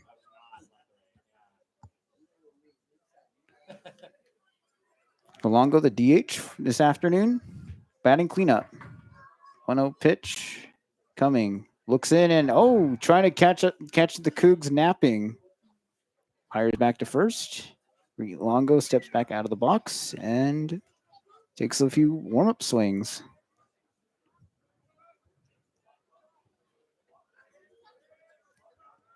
Miranda getting the sign. Here comes the stretch. 1-0 pitch, and that's outside for ball two.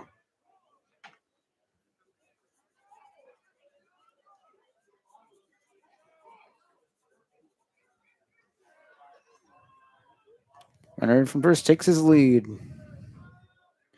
Really good count. Here's the 2-0 pitch on the way, and that is in up for ball three.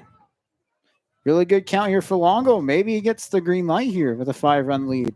He's batting 275 coming into this at bat, so might want to move that runner over again. Nice little base knock here. Yeah, he's going to get a pitch to hit here.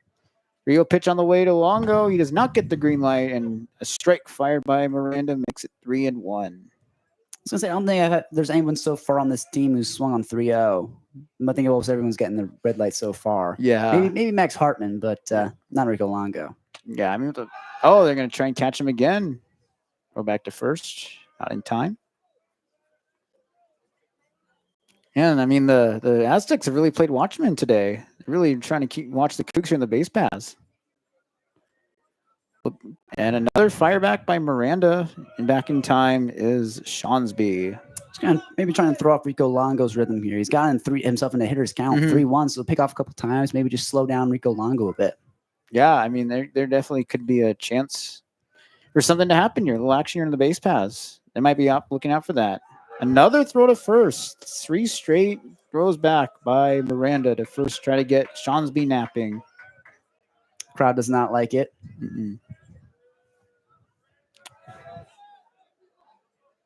See what happens here. 3-1 pitch. Shawnsby is being held in check here. And another throw back. They're just playing catch here. The pitcher and the first baseman, Noonan. It's just a plethora of boos from the crowd right now. Fourth straight pickoff attempt. Yeah, the fans are getting restless here. You wouldn't be able to do that in the MLB right now. You have 2 pickoff attempts to try and get and then the runner gets a free. It's basically a balk if you get more than 2. No other rule in colleges. Longo works a lot here. Another good at bat here for the Cougs. Really putting together some really good ABs. As Logan Johnstone with a home run and 2 walks will step up to the plate. Yeah, 1 for 1 tonight. That's the fun thing about walks. They don't count for your at bats. So if you're a guy like Logan Johnson, you hit a home run, then you draw 2 walks. Technically, you're batting 1,000 when you're done. So and then that on base percentage goes up too, which is another huge thing. Exactly, especially in this day and age when you just want guys to get on base. Yeah, he had a day yesterday, and he's having a day today. Yeah, the catcher's going back out to the mound, trying to calm the pitcher Miranda down a little bit, as he's had a couple runners on here, a little bit of a jam here in the bottom half of the 7th inning. Trying to talk some strategy. This is a good situation here for Johnstone, too. I mean, only 1 out. You got runners on first and second. Obviously, Miranda's showing a couple cracks. He gave up base hit and then a walk right there. So, I mean, if there was ever a chance for Johnstone to, maybe he wants to have a little 2-homer night, maybe right now. Yeah, he's going to get a pitch to hit probably here. Yeah. He's a left-handed batter going up against a right-handed pitcher. So, I mean, that's what he did against Cipolla. So, I mean, get a good pitch to hit, and wind's still blowing out towards right field, so take advantage of it. Yeah, he might get a good pitch to hit here. Knowing the pitcher might be rattled, he could get a good pitch to here. See here. Miranda looks, and he does not swing and takes a pitch down the heart of the plate, 0-1. Steps back in. Home run in the second inning for Johnson. Get the Cougs on the board. Strike first. Maybe he can do it again. Takes another pitch down the heart of the plate. It's 0-2.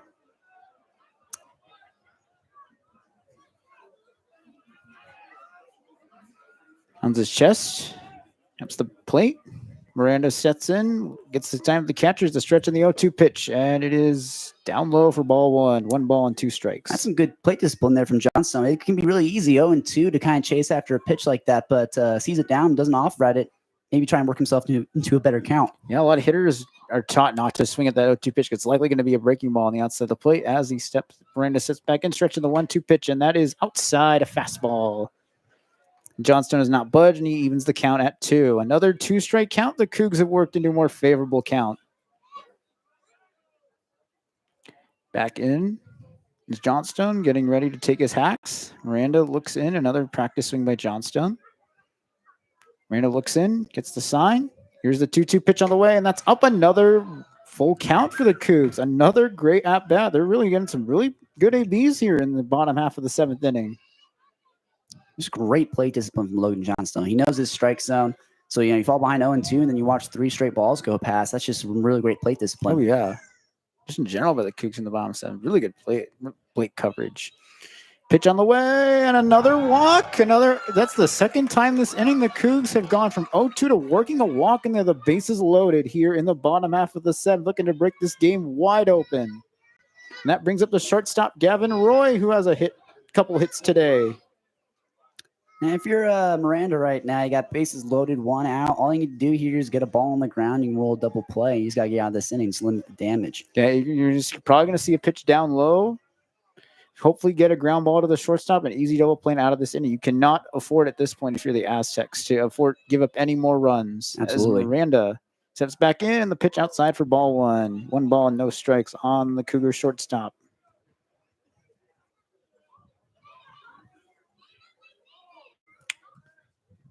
Miranda fires back, steps back, and the 1-0 pitch is a slider in there for strike 1. 1 ball and 1 strike. That's a good-looking slider right there. 77 miles per hour. Kind of started almost at the head of Gavin Roy and then just dropped right in there. It's got some fangs on it. Looks back and, again, working quickly. The 1-1 pitch on the way to Roy's. Outside for ball 2, a fastball. Trying to get the outside corner, and it's 2 balls and a strike on Roy. And keep working that pitch count up if you're the Cougs. Keep just working that at bats. Just another pitch taken. That's a strike. 2 balls and 2 strikes on Gavin Roy.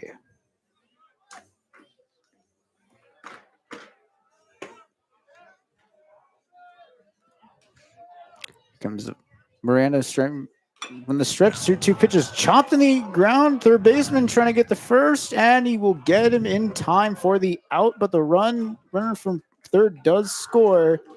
That is Shawnsby, and the Cougs add another run, and it is 7-1 Wazoo.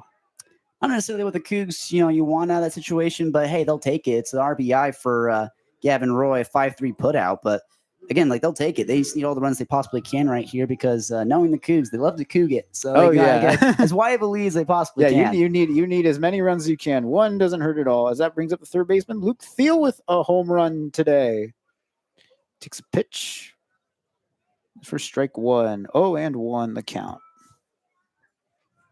7-1 Cougs here in the bottom half of the 7th inning as Miranda kicks back in the wind in the stretch, and the pitch on the outside is taken. Umpire gives it to Miranda. 0-2 the count on the Cougar third baseman. They can work another count like the Cougs have been doing the rest of this inning.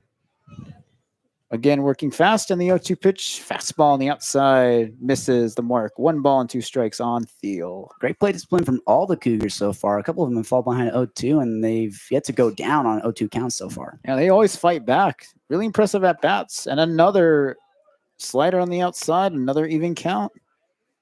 The Cougars love to go behind 0-2 and just that's something like to just wake up a little bit. Interesting. Miranda kicking back. 2-2 pitch on the way is grounded to second base. It's bobbled by the second baseman. and the run will score. That's an easy run. They'll give that call that an E4 probably. They will. It's 8-1. Cougars here. That's just not only a physical mistake by Quezada, but a mental mistake too. You know, you're sliding over to make that play. Do you need to slide over to make that play? Debatable, but slides over, kicks off his glove there. We saw something similar from Ali Abenauer in yesterday's game, late in that game, in the 7th inning, but makes the play there and then kind of hung his head, and that let Logan Johnstone from second come around to score 2. So 2 runs for the Cougs there, makes it 9-1. Yeah, solid. Check that. It's 9-1, actually. Sorry about that. That brings up Noah Thien, the catcher, and he takes a pitch inside, and they're going to call that a strike. Man's restless there. Definitely didn't agree with that call. Marina looks in, runner on first. Here's the 0-1 pitch on the way. Pitcher looking, and it is lined into right field down the corner. It is a foul ball. Just foul. Just barely missing the line. Now, Luke Thiel took off immediately. Yeah, you got 2 outs. So, I mean, as soon as you see that bat off the ball, you got to be taken off no matter what. And that would have been perfect. If that ball had been fair, it would have rolled into the right field corner. And I bet you Luke Thiel, maybe not the fastest, but he could round the bases pretty quick. I think that could have gotten in, and he probably could have scored. At the very least, gotten to third. That would have been a really good hit. 0-2 pitch on the way is outside Thien for ball 1 on the fastball. 90 miles an hour fired in by Evan Miranda, the righty.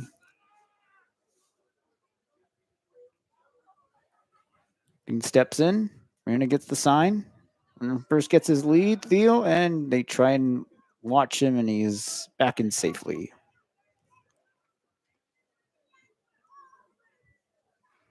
Thien getting back into the box after a moment out. Thiel taking his lead at first again. Miranda looks in, looks back, fires it in, and that pitch's up, and it's 2-2 again. Some more great plate discipline from the Cougs, from Noah Thien now. I mean, every single one of them, when they fall behind 0-2, they just somehow find ways to work better counts. Again, right, with Noah Thien. It's kind of been the theme of the 7th inning. Cougs getting to 0-2 and working into a more favorable count. Taking advantage of it. Here's the stretch and the 2-2 pitch, and that ball is Bates makes the catch. Little twisty action there from Bates. That'll retire the side. A couple more runs score for the Cougs, and they're starting to run away with this one. It is 9-1 as we head to the top half of the 8th. You are listening to KUGR.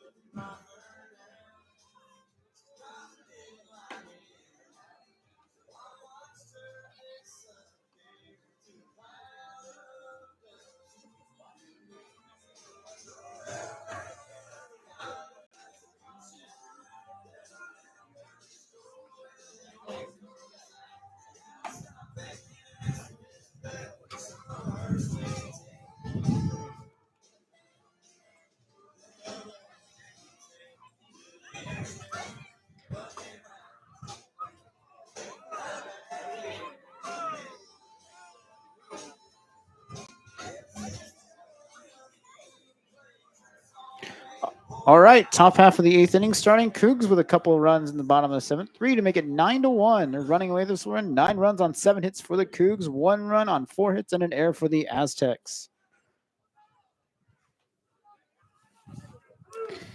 Finley Bates, the leadoff hitter. The shortstop will be leading off. He is 1 for 3 with a double in the first. Hyder still in the game, and Bates will take strike 1 on the inside. That submarine pitch from Hyder is just absolutely deadly to righties. It looks like it's going to hit you in the back and then just somehow ends up over the plate. Yeah, and another pitch inside. 1 ball and 1 strike. And like we talked about earlier, it's hard to really just gauge where the ball's coming if you're a submarine pitcher because the arm motion's different. You don't know exactly where the ball is coming from. Exactly. Stretch of the 1-1 pitch, and that's grounded to first. Shawnsby will feed it to the first pitcher covering, and that is out number 1 here in the 8th inning. Little PFP action there is why they practiced those. Ryan Shawnsby. I mean, Ryan Shawnsby probably could have gotten first on that, but it's best to just, do what you practice, get it to Ryan Hyder. Yeah, you don't sleep on PFP. Exactly. Very important. Here is Jonathan Smith, who is 1 for 3 at a double in his last at bat in the 6th. Garrett Cole definitely didn't practice his PFP. Oh, in the no. World Series. The Yankees didn't. No, of course not. Fielding blunders there by the Yankees as Jonathan Smith takes a ball, 1 ball and no strikes on the left fielder for SDSU. Good day here as the Cougs starting to run away with this one. Is the pitcher Hyder looking in, and he takes a ball. Smith does, making it 2-0.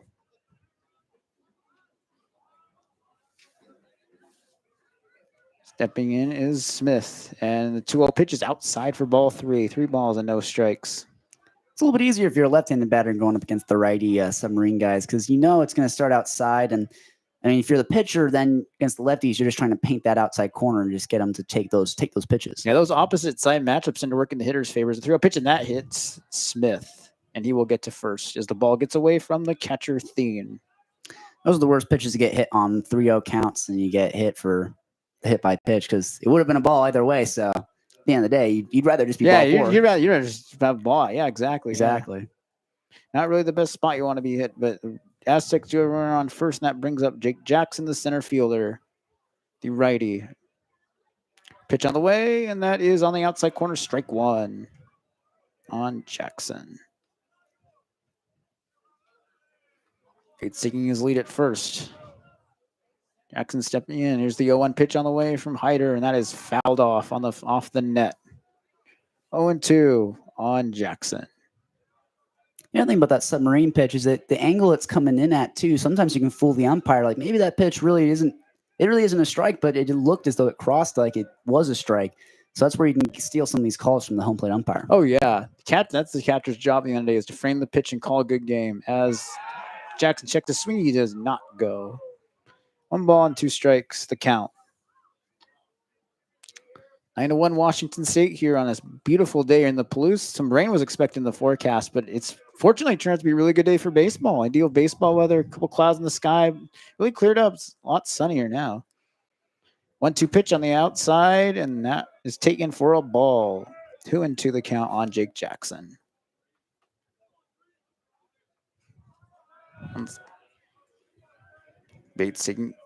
Smith taking his lead at first. Here's the 2-2, and that is jammed, fouled off. Count remains 2-2. Some time. I wish you happy birthday, Smith. Thank you. Yeah. 19th birthday. Yep. Live it up. Doing what I love. Yeah, of course. Yeah. No better day than to be at a baseball game for your 19, of course. As Hyder steps in, 2-2 is up for ball 3, and it's a full count. Jackson has worked on Hyder, the Coug right-hander. It's 3 balls, 2 strikes, 1 out. 3-2-1 action out on the board. You want, and then when in these kind of games, you just kind of want to save your bullpen. You don't want to waste any arms in a blowout. As Jackson takes down low, and another free runner on for SDSU. As Smith moves up to second, and SDSU in some business here in the 8th. Yeah, Hyder really struggling here, starting to show a couple cracks. Hits the leadoff or hits the batter, and then walks Jackson. So now you got 2 runners on with 1 out. Granted, you do have an 8-run lead, but like we said, Cougars love to Coug it. So you'd want to get any run production from the Aztecs can be pretty deadly, especially at this stage of the game. Yeah, so. and like I said, the last thing you want is to burn your best relievers in this kind of game. You just want a free win, maybe get a stress free and get some relievers sometime that don't see much action at the end of the day. As Nevin Noonan steps in, he is 0 for 3. And he takes a pitch that is just outside for ball 1. 1 ball and no strikes. on the first baseman for the Aztecs. We're gonna need Hyder to refine the strike zone here. And he's had a little bit of difficulty here, and that's one of the downsides of submarine pitcher. You tend to, the ball just tends to come out of different motion as Noonan looks at ball 2. 2 balls and no strikes. The count.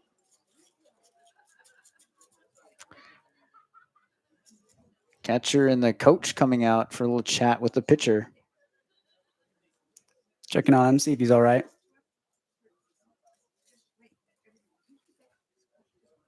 Quiet in the stadium.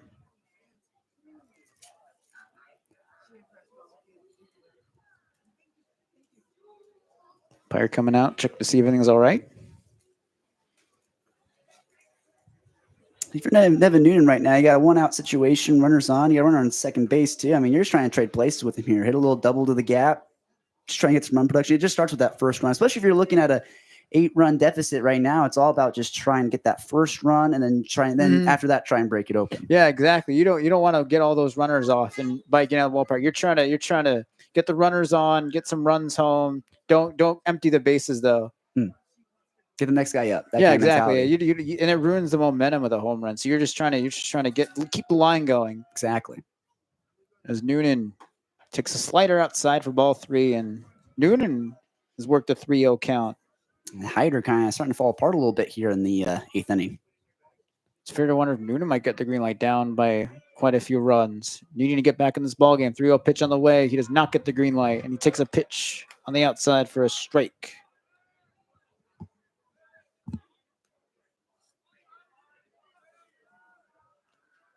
Runners take their lead. Here comes the pitch on the way, and that's grounded on the third base line. It kicks off Thiel into left field for a base hit. Here comes the runner around Smith. Jackson will get the side. Here comes a throw to the plate. It is not in time to throw to third, and this will should get Noonan, and it does. So Noonan knocks in a couple of runs, but tries to stretch a double into a triple, but is caught down. And that is the second out of the inning. But 2-run score, and it is now 9-3. Good piece of hitting there from Noonan. Obviously, he's got a ball to pull and just pulled it down the third base side. Theo tried to play it, kicks off his glove, like he said, in the left field. Max Hartman got in as fast as he could. Two runs will score off that and makes it 9-3. But I mean, smart play by Noah Thine. Obviously, the throw came into the plate, and second to third. I mean, Noonan is that the smartest player? What we were saying, like you don't have to try and extend it into a triple. If you're on second, you're still in scoring position. So don't try and test it a little bit because now you got 2 outs and you were able to put up 2 runs. Yeah, so. I mean the worst thing you can do at this point is just make outs on the base paths, like you said. You're down by 6 runs now, but having a runner on second is a whole world of different than having no runners on at all. As the pitcher comes out of the game, we will have a new. Yeah, we will have a new pitcher for the Cougs. Yeah, we'll. Yeah. We will take a short break. We will be back in a second. You are listening to KUGR.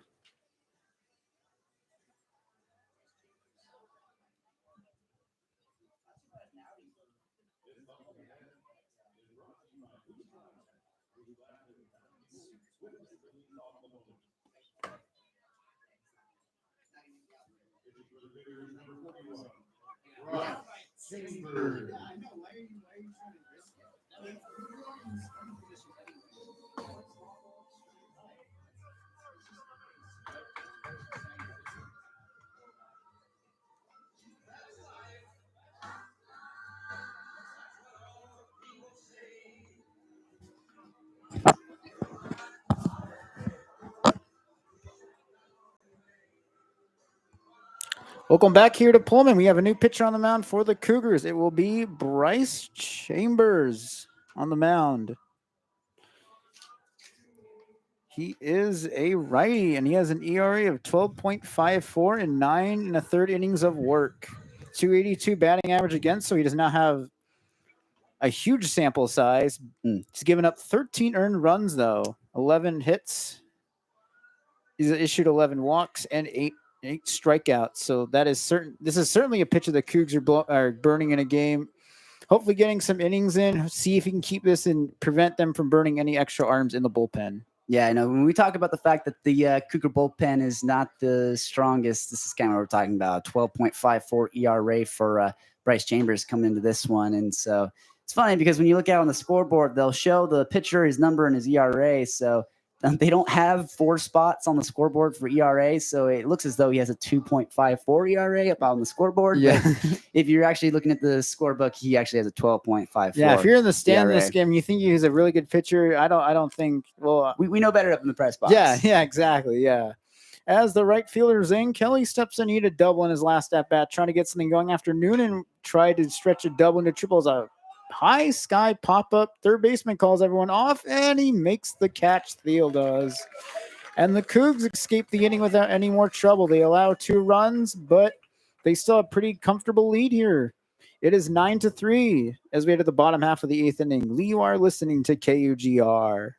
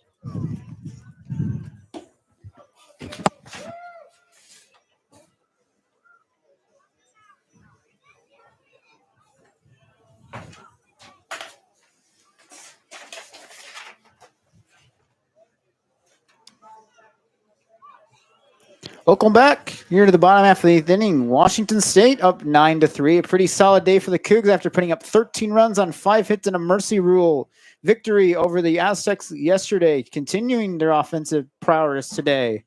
As we got a new pitcher on the mound for the Aztecs, that is the right-hander Peyton Rogers. 5.49 ERA in 19 2/3 innings of work. He's allowed 4 home runs this season, and he's allowed 7 walks. So he's definitely the kind of pitcher that just fires it in, tries to get a lot of strikes, doesn't really work the corners a whole lot. 12 earned runs. It will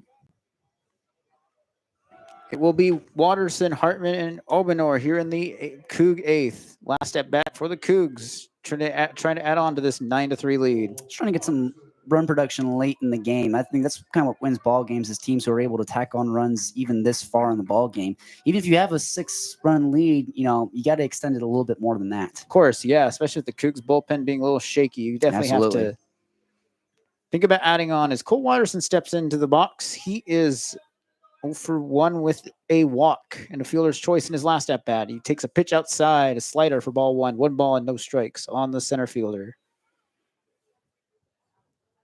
Steps out of the box. Now he's ready. Taps the bat on home plate. Here's the wind in the stretch from Rogers, and the 1-0 is outside, another slider. 2 balls and no strikes.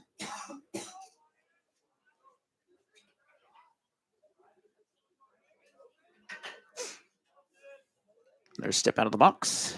Thinks he'll swing. Here's the wind and the stretch on the way. Outside, a 3-ball count for Watterson. Nice start, potentially, to get a runner, your 9-hole hitter on to start the 8th. Probably going to take you on a 3-0 count, I reckon. Oh, yeah, as the 9-holer, definitely. Does get the green light, and the ball gets away. It is ball 4 for Watterson, and he's on with a 4-pitch walk. I can see a good situation for Max Hartman. Runner on first base, no outs, 6-run lead. Chance to tack on a few extra. Yeah, especially with the 9-0 getting walking, flipping it over the top of the order. Definitely a good chance to get some runs here for the Cougs.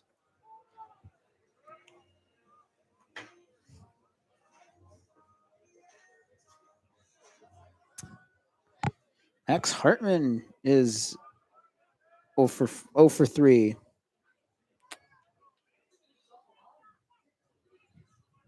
looks in. Rogers does.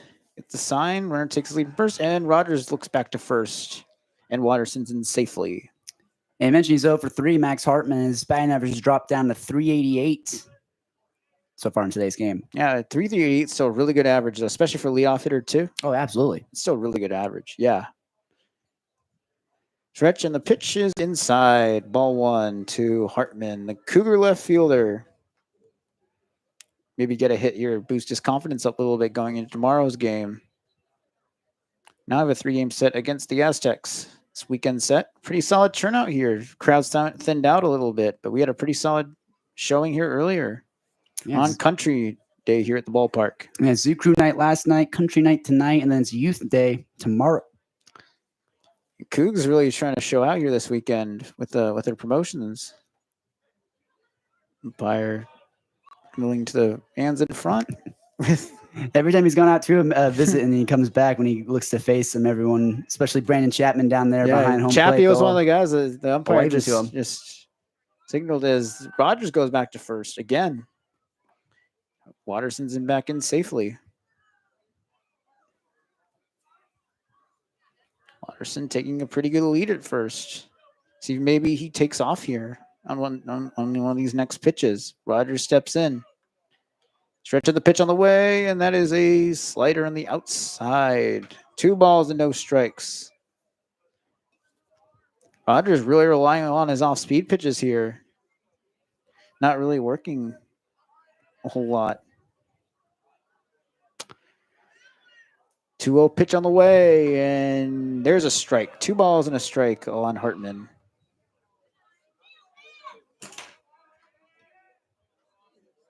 Hartman, the leading hitter for the Cougs this year to this point. Pretty solid leadoff man. Gets on base, really fits the whole identity of this Coug. You just get on base and put the ball in play. And Watterson takes a pretty solid lead off of first, gets a quarter of the way to second, and that's ball 3 on Hartman as he watches that go by. 3 balls and 1 strike on Max Hartman. Hitters count with the runner on, no outs. I like that for a Max Hartman. Yeah, Cougs really just putting us really good at bats today. Watterson just back in safely. It's a close one there. He's got a pretty liberal lead out there at first base. Yeah, really try and test Rogers. I bet they might send him here. On Like with a 3-1. 3-1 count. A little hit and run situation. Could probably be. He'll get it. Hartman might get a pitch. They do not send Watterson as that ball sails over the left field patio area. Out of the parking lot. Watch out over there if you park your car over there. It's full count on Hartman. 3 balls and 2 strikes. Taps the bat back on the plate. Rogers steps in and again looks back to first. Doing that all afternoon, the Aztecs have, trying to keep the Cougs on the watch path.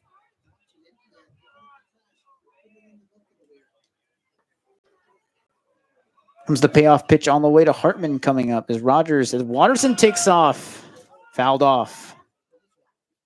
Fortunate to find the one time that Watterson actually does take off, Hartman fouls it off. That's gotta be, you got a little frustrating if you're Cole Watterson. The one time you actually decide you're gonna go, now you gotta walk back to first.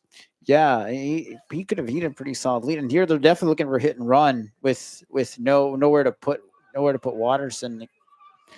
Trying to get the hit and run going here.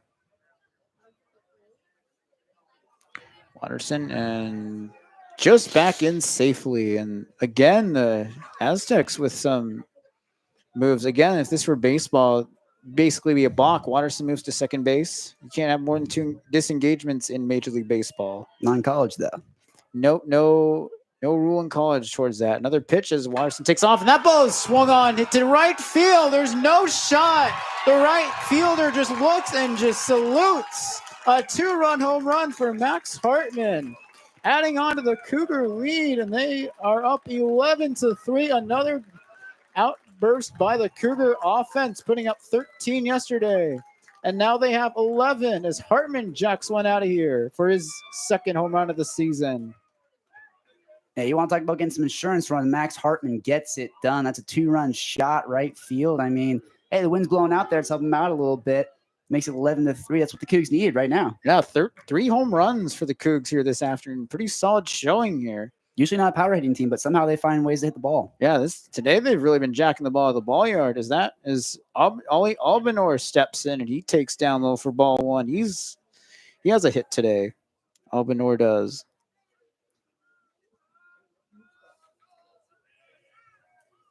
Yeah, Rogers in here just trying to maybe eat some innings as Albanor takes a slider out for ball 2.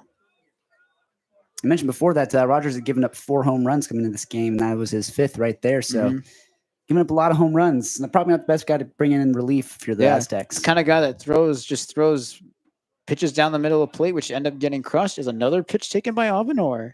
Got under solid count working.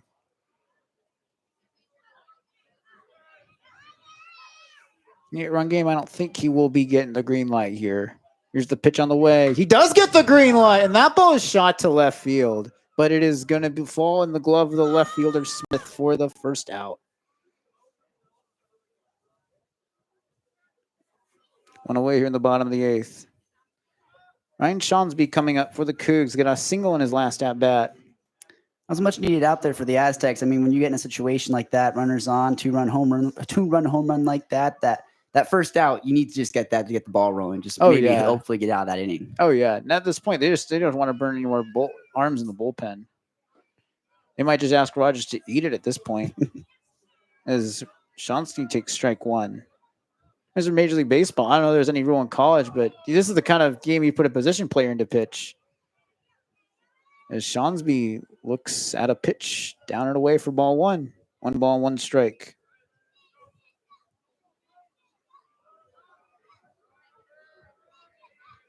Rogers kicks back, and the 1-1 pitch on the way is slider. Bites down to the middle of the plate for strike 2. This is a good off-speed pitch there. 82 miles an hour, slider outside, ends up over the center of the plate. It's just a good pitch. Oh, yeah. That slider has some serious bite to it. 1-2 pitch on the way to Shawnsby, and he swings and misses at a pitch down. And Sipe will throw on to first to complete the strikeout. 2 away here in the 8th. That's the second strikeout from Johnsby tonight. Not helping out the Cougs here. Brings up Rico Longo, the DH. Drew Walk his last at bat. Get another hit here. Be nice. Pitch. Away from ball 1. Strike 1. Sorry. Anderson and Longo are the only 2 Cougs without a hit today. Maybe we can change that as that pitch is tails down and away for ball 1. Even though he hasn't gotten a hit, though, Rico Longo was able to drive in a run with a sac fly to center field. Yeah, Drew a walk. So he's had some pretty productive at-bats, even without a hit, as he swings and misses at strike 2. That's one of the things you realize from a lot of these Cougars, especially Max Hartman yesterday and a little bit today, too. Like, even though they're not getting the base hits per se, they're still finding ways to get on base. They're still finding ways to drive in runs. And that's still what the coaches and managers want you to do at the end of the day. They just want you to drive in runs if you're not getting any hits. As Longo takes a pitch outside for ball 2. 2 balls and 2 strikes, 2 outs. 11-3 Washington State here in Pullman. 2-2 pitch, fastball down and away for ball 3. 3-2, a full count to the Cougar DH. Just some more plate discipline now from Rico Longo, too. Yeah, it's been the theme this afternoon. Just keep battling back. And we're behind in the count. 3-2 pitch is lined into left field for a base hit. Smith will cut it off. Longo takes a turnaround first, and he's got his first hit of the afternoon. We jinxed him in a good way. Yeah. Another 2-strike hit for the Cougs. Pretty solid at bats here. Longo with a hit. And look, 2-strike hitting is what's going to win it for a lot of ball teams. And so right now, I'd say the Cougars are winning in terms of the 2-strike hitting department. They've gotten a lot of hits off of 2 strikes or 2-strike counts, and it's working out for them. And so now you got Logan Johnson, home run hitter, facing up against a right-handed pitcher. This is great. There's no better time right now to hit a ball out of the yard. Oh, of course, yeah. Johnstone with a home run. He's drawn 3 walks. I think that might be it for the pitcher Rogers, or at least check in. They might pull him. Pulling in the whole infield for mound visit. Yeah, they're putting in a new pitcher, I think. They got a man coming out of the bullpen, making the long trot. All right, so we will be back in a second as the pitcher takes his warm-up tosses. Another pitcher coming in for the Aztecs, trying to get that last out of the 8th inning. You are listening to KUGR. The Cougs in a laugher, 11-3.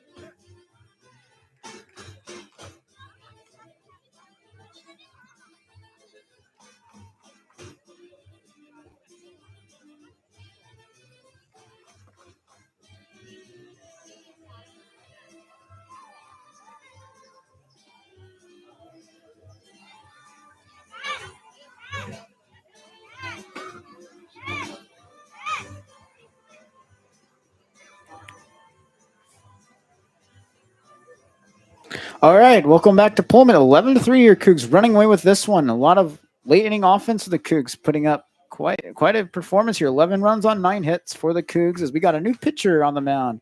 The southpaw, the freshman Connor Shaw. 1.59 ERA in 5 2/3 innings of work for Shaw. So not a big sample size, but he's been a pretty solid arm for them so far. 4 walks, hasn't allowed a homer in so far. We're just one earned run allowed, 278 batting average against.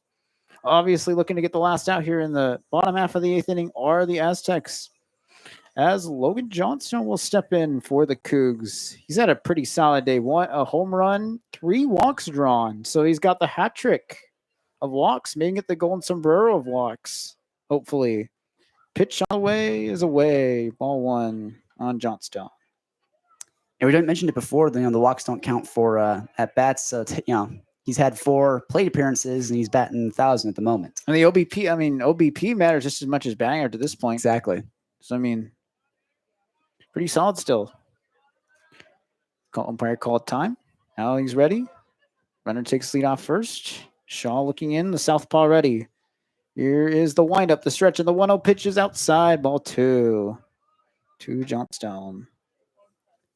Well, he's 2 pitches away from having his 4th walk of the night. Yep. Like I said, golden sombrero here of walk. The good golden sombrero you get. Be solid to see him work a walk here. Here comes the wind, the stretch, and the 2-0 pitch is grounded foul on the first baseline and right into the Aztecs dugout. It is 2 balls and a strike.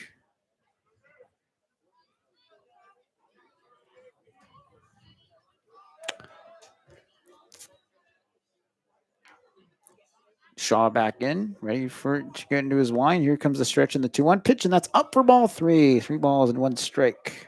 A hitter's count, 2 outs, runner on first base. It's a good opportunity here for Johnstone to just have a day. Yeah, it wouldn't hurt to get another walk here. 4 walks is not too bad at all. Didn't count much in the box score, but that sure just those 4 walks sure light up as Shaw fakes a throw home. It just throws to first, checking on the runner at first. Left-handed pickoff move, trying to fool him. Yeah. Lefty with a left-hander on the mound, it's a lot easier to catch him napping because of the arm motion. 3-1 count all the way to Johnstone. Here comes the stretch in the pitch, and that ball is swung on to deep right field. And that ball is gone. Logan Johnstone with his 2nd home run of the afternoon, and the Cougs are just pouring it on. It is 13-3, another 13-run output by the Cougar offense.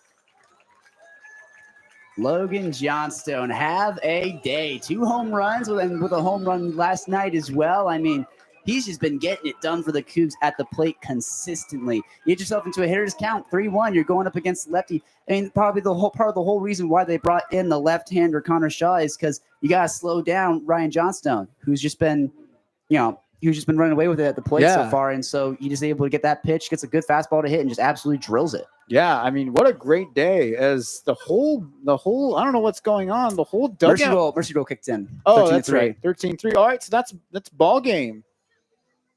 That's essentially a walk-off home run for the Cougs.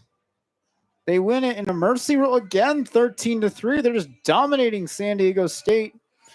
As we are done here, what a day for the Cougar offense. Oh, absolutely. Deja vu. You think about 13-3 last night, 13-3 here, both end in a mercy rule. I mean, this one's a little bit different, obviously, going to the 8th inning. But hey, Logan Johnson, if you got to give anybody on this team the MVP, you got to give the MVP to Logan Johnson. Yeah, 2 home runs, 3 walks, pretty productive day at the plate. Yeah. He's basically gone 5 for 5. Exactly. Yeah, no, he's just been getting it done consistently for the Cougs at the plate. Max Hartman getting it done for them as well. And then, I mean, just from production from the whole lineup so far from the Cougs at the plate. And on the mound, you got Nick Lewis putting together a very, very, very solid start. Rylan Hyder getting a pretty good relief performance in there. And then Bryce Chambers coming in, doing a job. He only pitched one. He only threw one pitch, basically. But still, great performance. Yeah. So the bullpen kind of doing what they need to be able to do and be able to get out of these games and not Coug it. And they don't Coug it tonight. So it's back-to-back wins for the Cougs, 13-3, the box score for both of them. Yeah, Nick Lewis will get the win, his 3rd of the year. Losing decision will go to Marcos Sapila, the starter this afternoon. So both starters getting the decision this afternoon. Key performances, Logan Johnstone, again, 2 home runs this afternoon. A pretty solid outing for him. Gavin Roy with 2 hits this afternoon as well. So, again, a really solid day, a really solid showing for the Cougar offense. Everyone chipping in again. Another 13-run performance for the Cougs. But yeah, it's been a pretty solid couple day for these guys, getting the bats going after they've been struggling all season long, getting on base, knocking in the home run. 4 home runs this afternoon for the Cougs. They really showed the long ball flex their muscles this afternoon, which is really nice to see. Absolutely. Yeah. I mean, you love to see Griffin Smith get a pretty quality start yesterday, get that 13-3 win. And then you see Nick Lewis, the lefty starting pitcher, get another quality start as well. So then it's all on the back of most likely Luke Myers tomorrow, most likely going to get the start, another right-hander. So, you want to hit the Triple Crown with 3 back-to-back quality starts. You never know, but hopefully Luke Myers can clutch up for the Cougs and they can get a Mountain West home series sweep. Yeah, sweep would be nice. 13 runs again. Again, the Cougs with a mercy rule decision. They win at 13-3. Thank you for tuning in today. I'm Caleb Cooper. This is Smith Sly. Thank you so much for tuning in. We will see you tomorrow for this 3-game series finale against the Aztecs. First pitch At 12 o'clock. at 12 o'clock. Thank you so much. We will see you then.